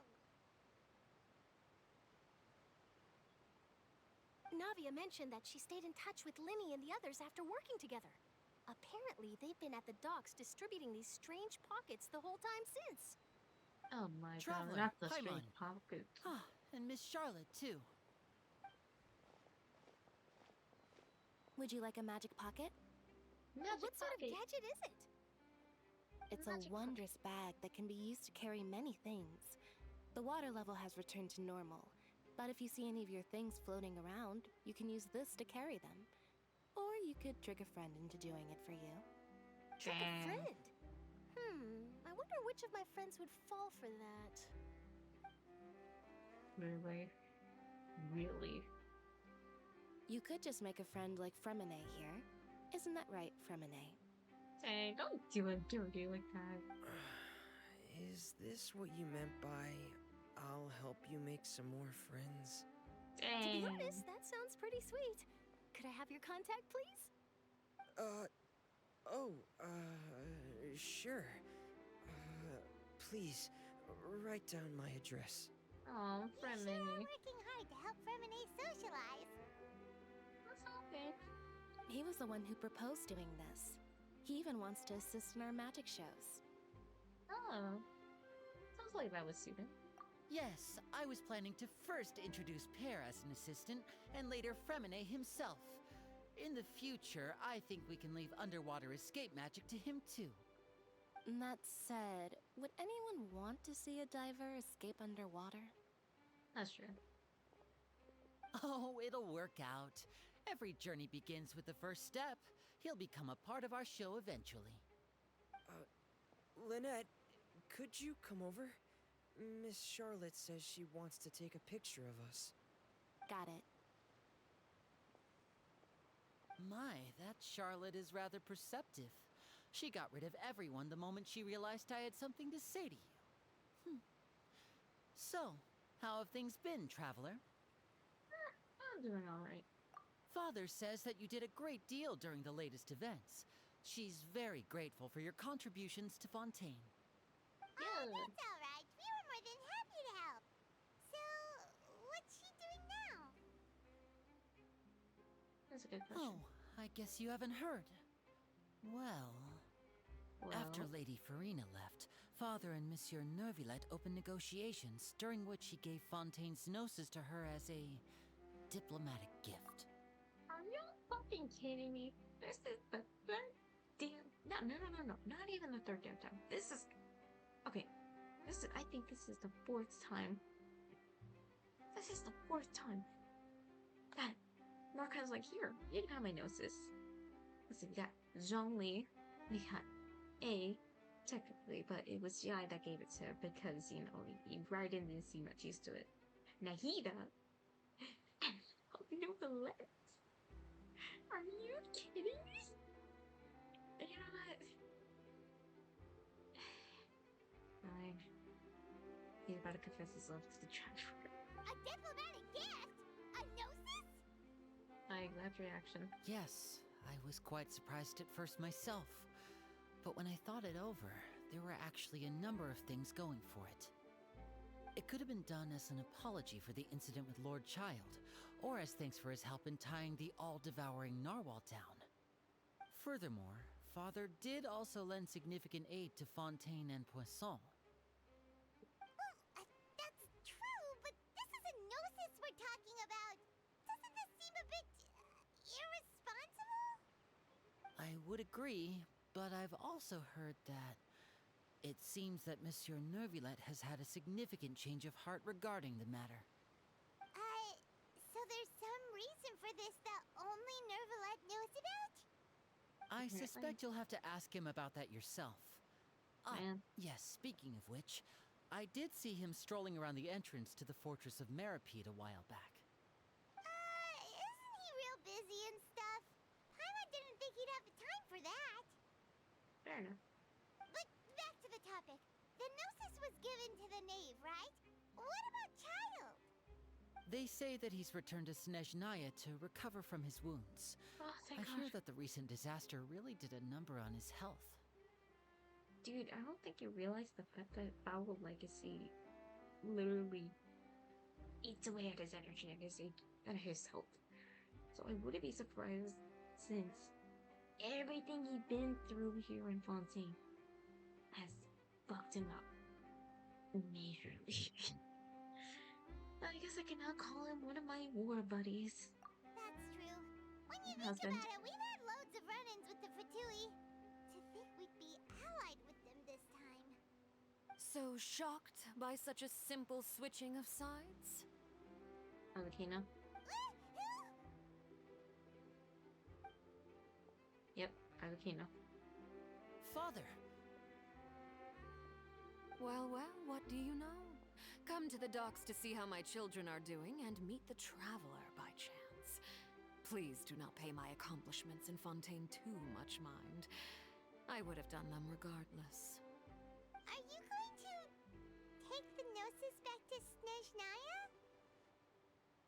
That is our duty as harbingers, yes. Don't be too preoccupied with sides. The goal of the Fatui concerns not a single place or person, but the entire world.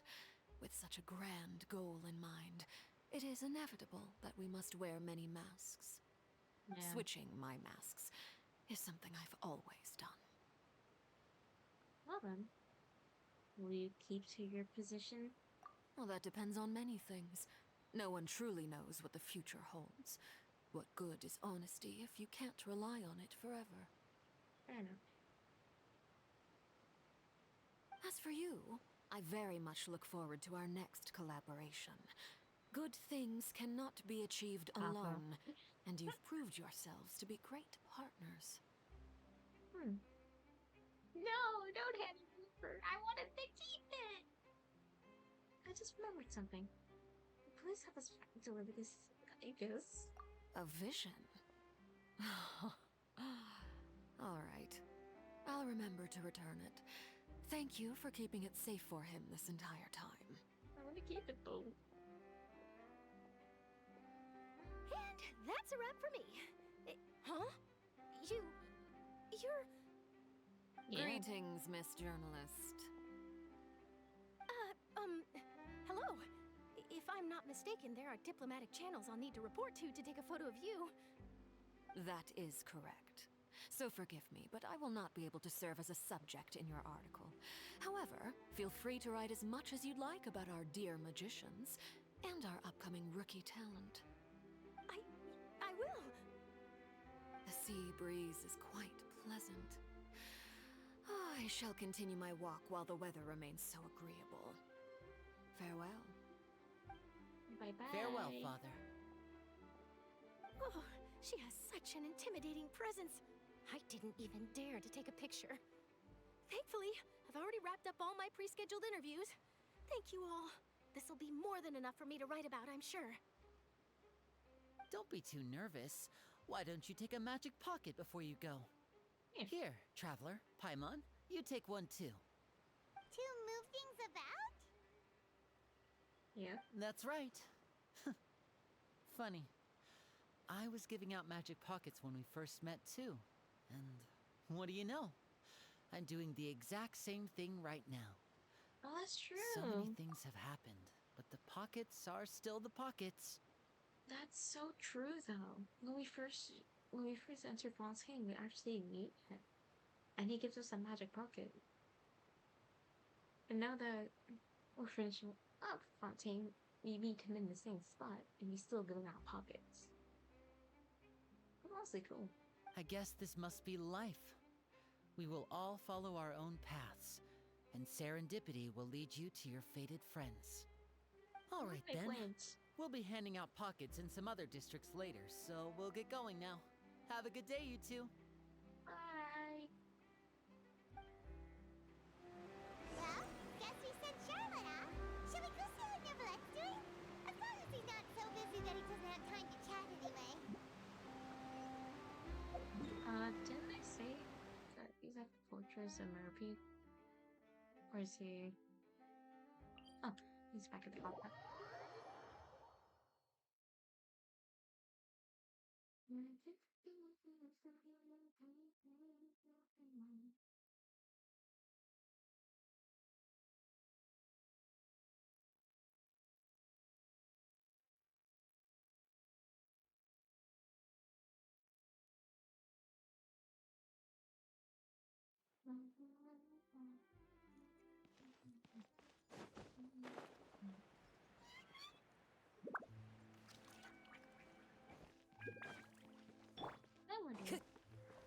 What was your point there?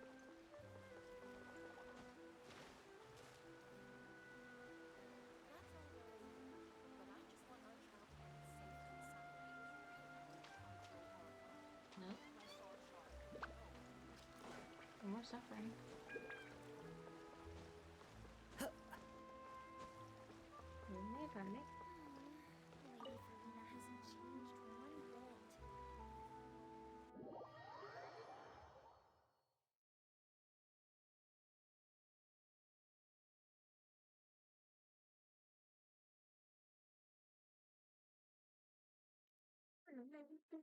bit. I do. Eh.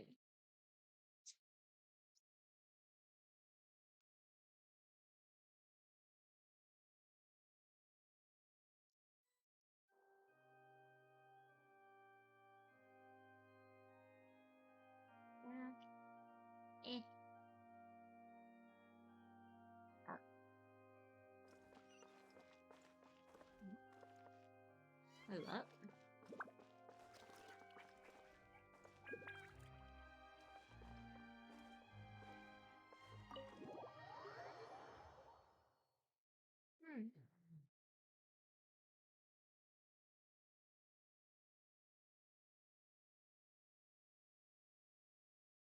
Oh, wait. Wait.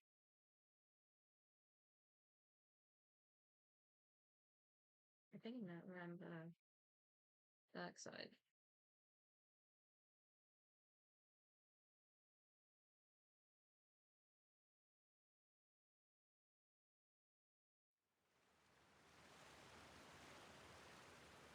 Yep. Time to go.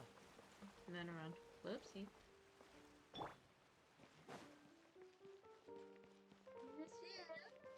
The entrance to the fortress! Ooh, he really is there!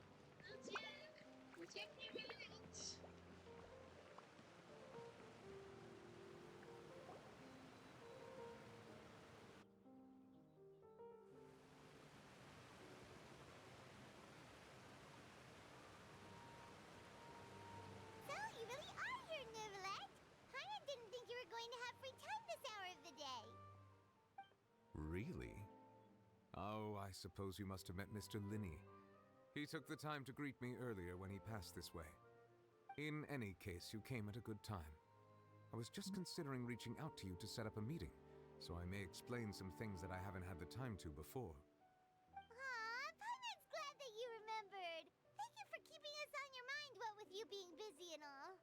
That's cute. Alright, let's have it then. How was Fontaine actually saved? The whole business is still quite the mystery to us. Yeah. Oh. It It is strange how words can often leave a bitter taste in the mouth when it finally comes time to say them out loud. Oh, rip. My bad.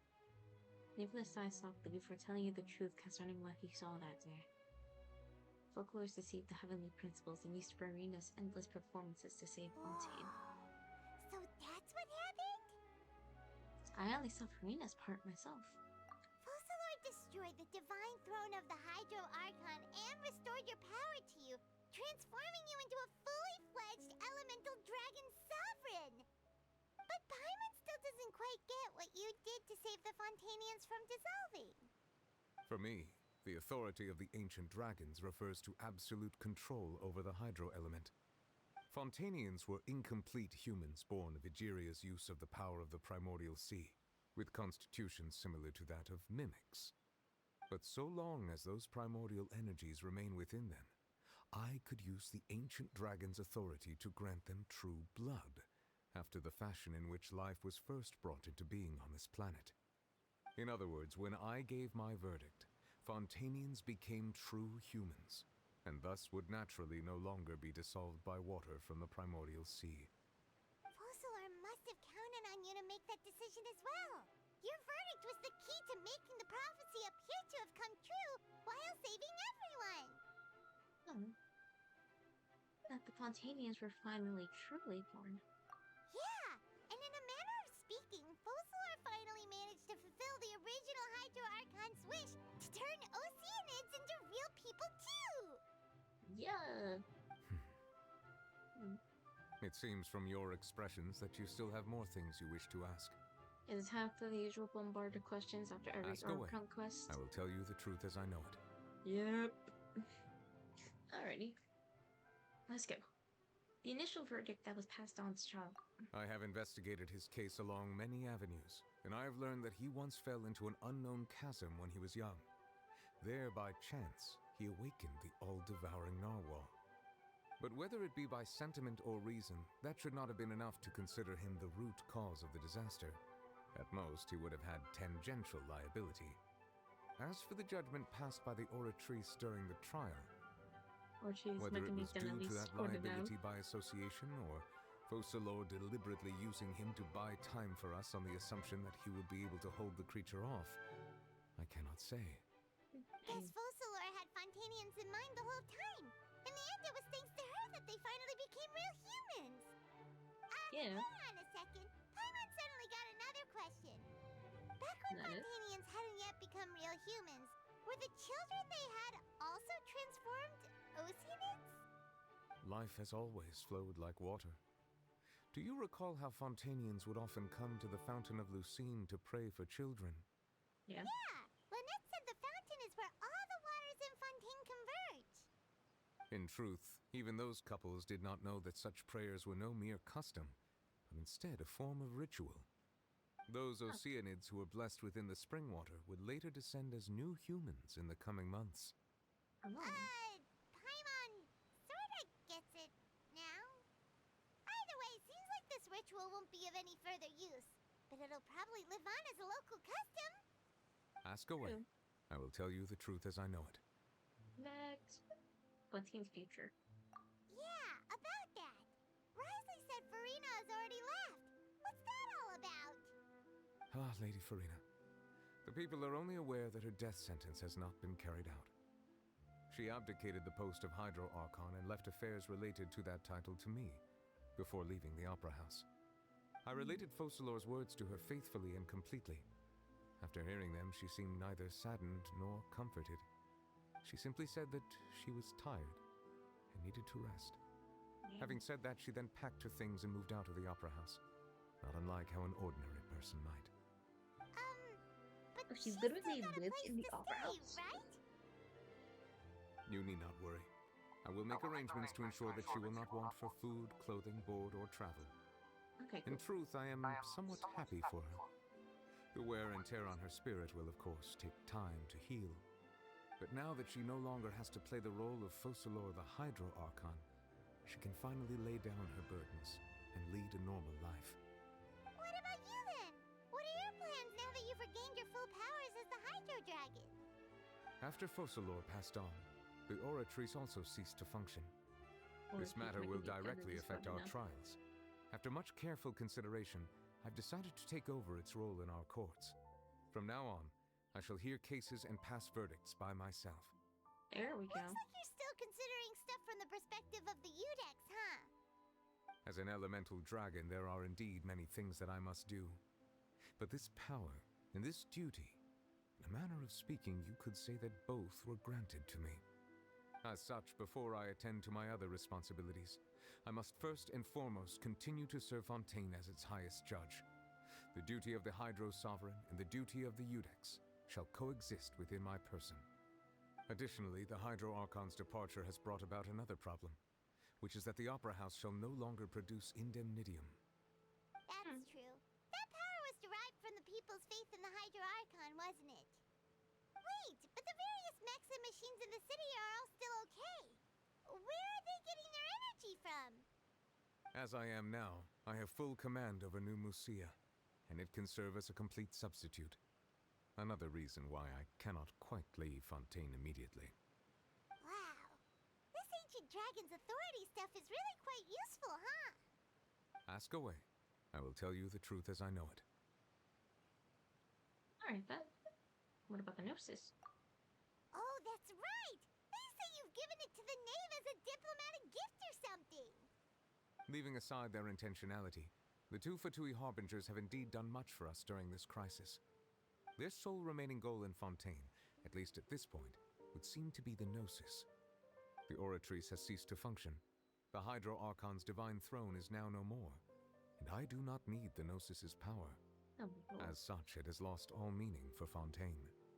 If the Fatui have impure designs, then we might as well accede to their request now, and avoid unnecessary conflict. What complicated considerations! Paimon thought you were just giving it to them out of gratitude to the knave and as an apology to Child. Ask away. I will tell you the truth as I know it. Alrighty then. What next stop on my journey? You will soon be heading to Natlan, I presume. Yep. Natlan. I'm afraid that I have little talent as a travel guide, so all I can do is tell you what I know about that land. As far as I'm aware, Natlan can be said to be a nation of dragons. Oh? A nation of dragons? You mean like you? No, I suspect that I would not find myself welcome there. Unlike ancient dragons such as myself, the dragons of Natlan have undergone long years of development and evolution. Large numbers of them have entered a form of coexistence with humanity. Natlan is also the nation of war. War ravages those lands like an undying flame. Oh shit. There is one other piece of information I got incidentally from my negotiations with the knave that I believe may be useful to you. The harbinger known as the Captain has thrown his hat into the endless ring of war. Oh, the Captain! How to Train Your Dragon 5. I believe it. For now, we about to meet. We about to meet the Captain. Up next. Let's fucking go. Sounds like a real tough customer. Seriously, everywhere you look, there's a Fatui Harbinger doing their thing. Well, yeah. The Captain. I'm trying to remember the names. Obviously, the knave is Arlecchino. The balladeer was Scaramouche. Child, obviously, Tartaglia. The doctor was Dottore.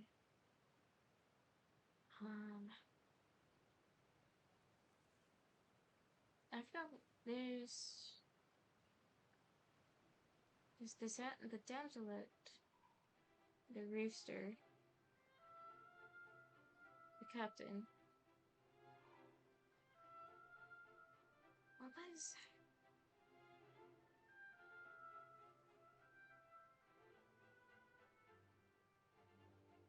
Look, I'm drawing a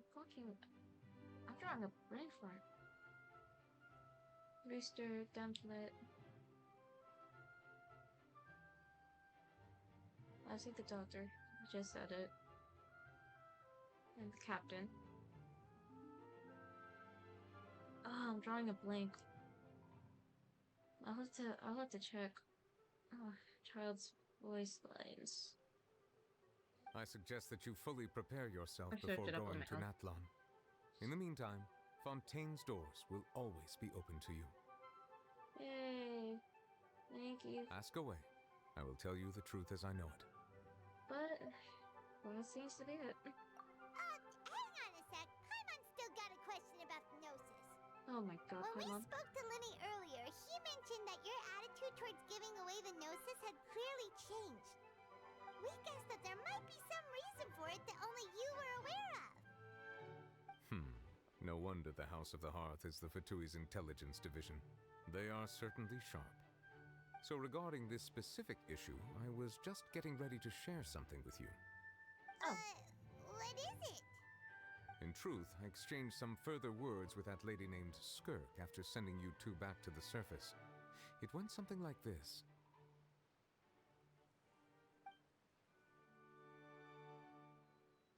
Oh? How'd it go? There's gonna be a cutscene.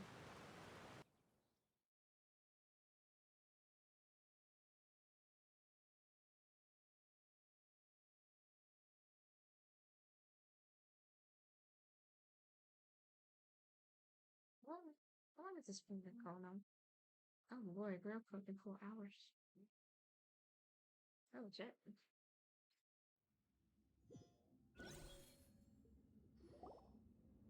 Well, we're going to head topside to see what's going on. You hurry over soon as well, alright, Nervalet? What? What next? The all-devouring narwhal isn't here, so I'm no longer getting any interference. I can finally catch the scent of your power, what it's made of.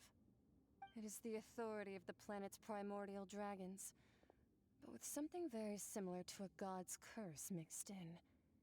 It's quite a novel blend. I'm sure I've encountered something like this before. What was it again? I do not know what you speak of. Of course. How could I forget? You should have the remains of the third descender on your person, yes? Remains? I've never heard of any such thing. Oh my gosh. According to your parlance, I believe it may be called a gnosis. Well, that much is true. After Focalor's divinity faded, she handed her gnosis to me. But I fear I have never heard of it described in the manner that you just did. I've been training with my master, the Foul, ever since I was young, and I have never returned to the surface since. So most of the information I possess, I got from him. It is only natural for those who are greater than humanity to possess a different sort of common sense, which is why there are so many problems in our attempts to communicate with humans. Regardless, you should probably get rid of objects of misfortune to prevent any disasters from befalling you. To live in itself is a blessing. But once a person dies, the bonds he once had with this world shall all turn to curses. What do you mean by that? No need to fret. These are just my personal thoughts. And my reason for no longer wishing to return to the surface. This third descender you refer to, who are they? And when did they die? Good question. Master never mentioned them to me. Perhaps it just wasn't that important for me to know. If you're interested, though, I could ask him. I'll be sure to pass the answer on to you next time. Next time? You believe we will meet again? Yep. I do. Wait. I have a disciple of my own, don't I? He can be the messenger then. Jane. Jane. Stretch my legs.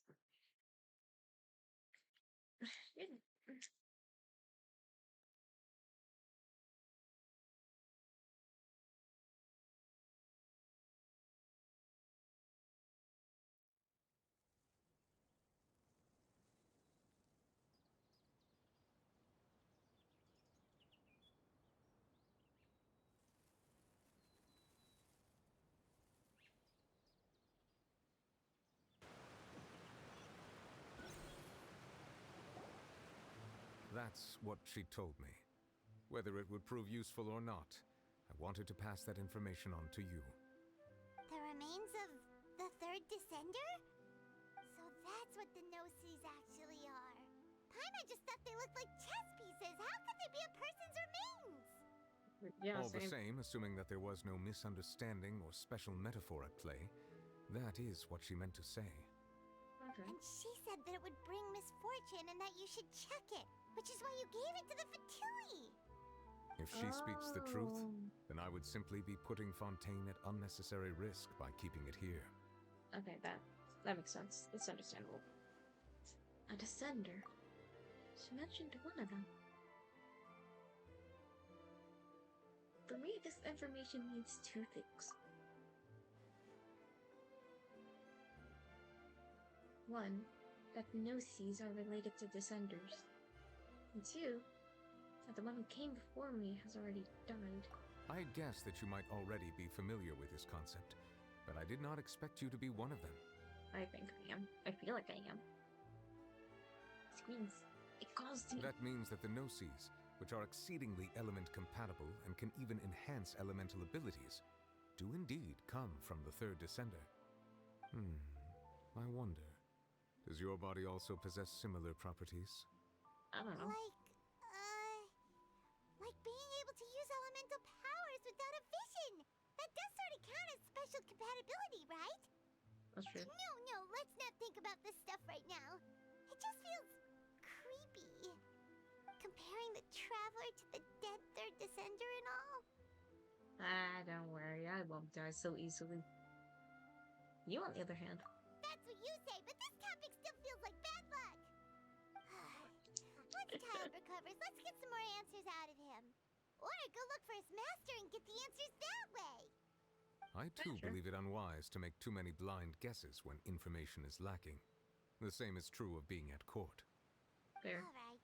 Whatever the case, it seems like the crisis here in Fontaine's over for now. Yeah. Yes. All of Focalor's efforts were for this moment as well. But she sacrificed herself in the end as a god, and she suffered through all those years as a human. Was that really what she wanted? I suppose that would be the mystery of a god's will. You understand the will of the gods? I suspect not. But once in a while, I too would guess that if wishes were like the clouds in the sky, they will one day return to the earth as raindrops.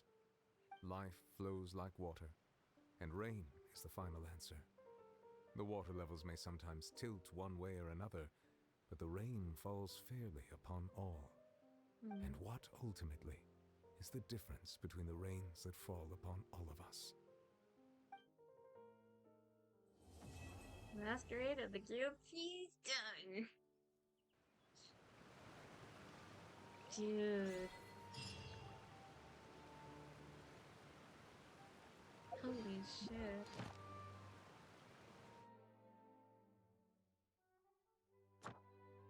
Holy shit. I'll take that.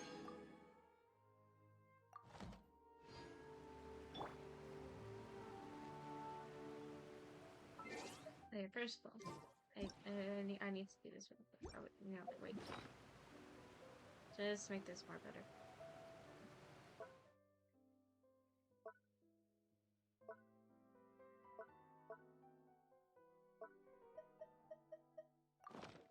There we go.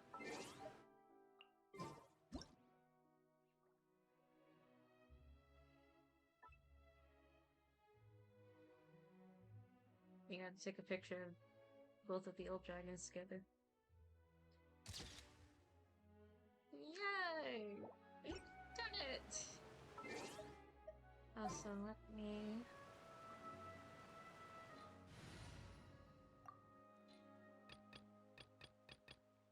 There you are.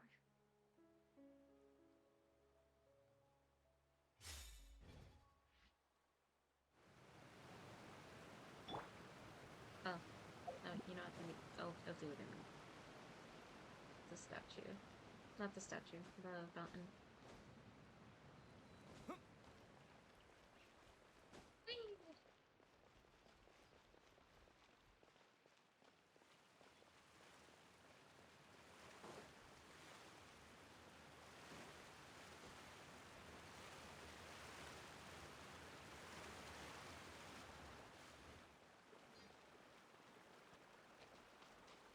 Alrighty.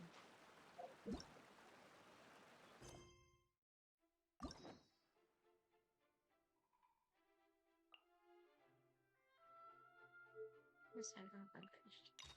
Oh, I can finally unlock it. Sweet. But the final thing to do before I pull C6 Hydro Traveler complete.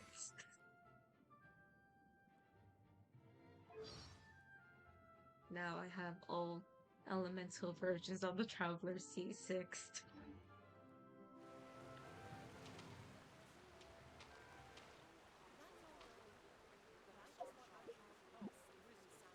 Alrighty. I think my pity's at 41, 42.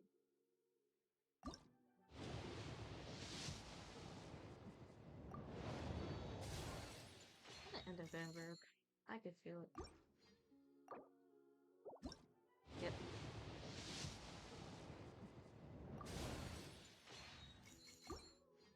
Ah. That's okay.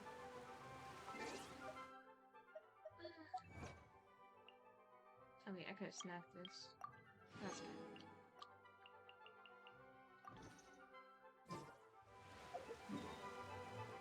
And then...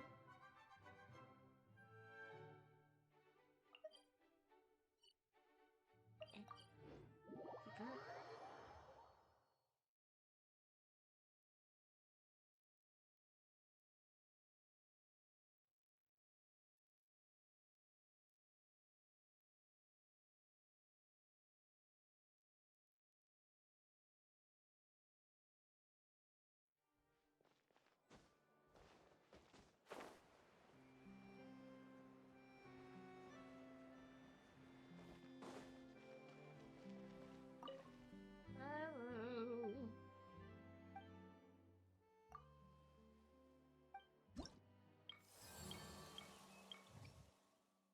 Oh, wait. Oh my god, wait. Yes! Reputation maxed out, baby! Give me those.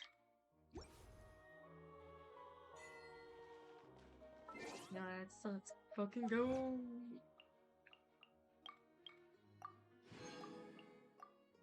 Dude, let's fucking go. Reputation maxed out. Finally put the clouds in. They look so pretty. Look at those. They honestly suit him. Both this and the transient things look nice on him. Let's see. What's your music on? They also suit mainly for the color palette from the Hydro version. Anyway, alrighty. Ready, because I know he has.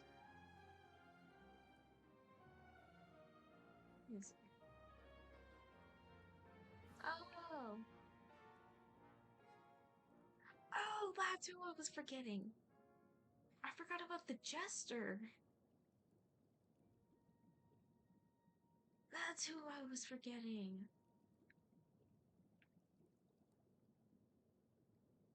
That's dang.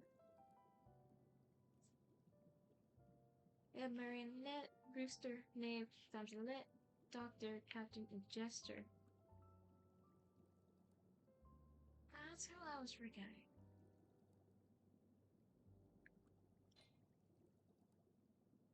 Alright, so what's your new voice then?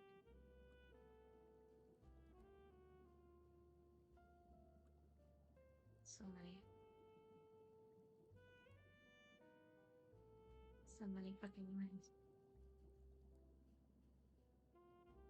Huh? Oh, boy, that's a lot. That's a lot. Jesus Christ, I will listen to them later.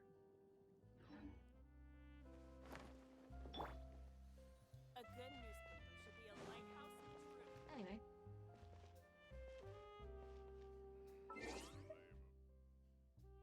Well, that was definitely the journey. And I honestly had fun.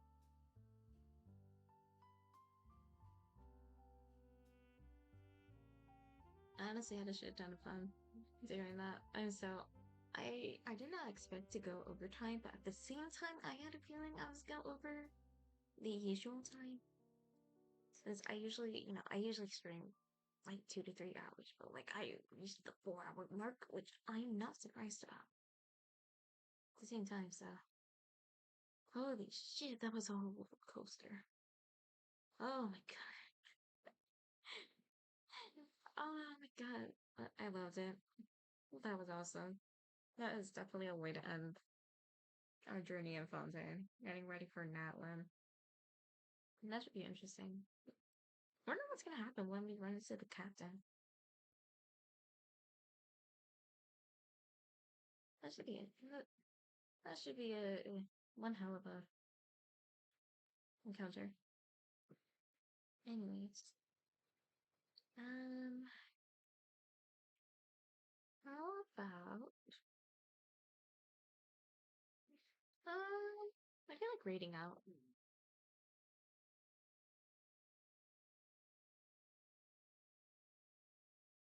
Oh, just now checking my Twitch stuff. Just read into the um into Rawberry. That's fine.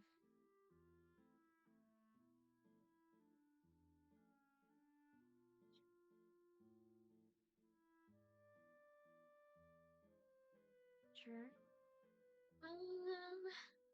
Hmm. Yeah, think about it. Looking over who's live at the moment.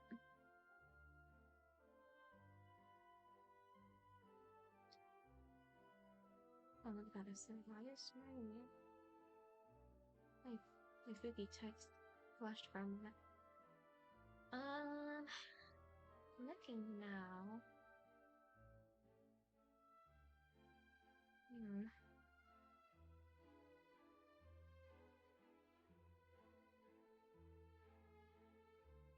Oh, would you guys like to go visit Revity? He's like a Baldur's Gate 3, but that should be fun. I honestly haven't seen Revity in a while, so let's do it. We're gonna go. And make sure it's filled right.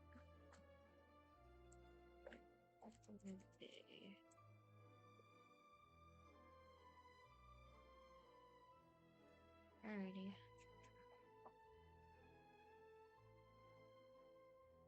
Alright. Let's simply copy down the raid messages. Well, not the raid messages, just the singular message. Well, if you stuck around for the last 4 hours doing this Archon quest, thank you so much. And I hope you guys had just as much fun as I did doing this quest. And especially if you're still awake, because in Eastern Standard Time, it's like almost 1:30. So, let's us go visit Revity. Bye, guys!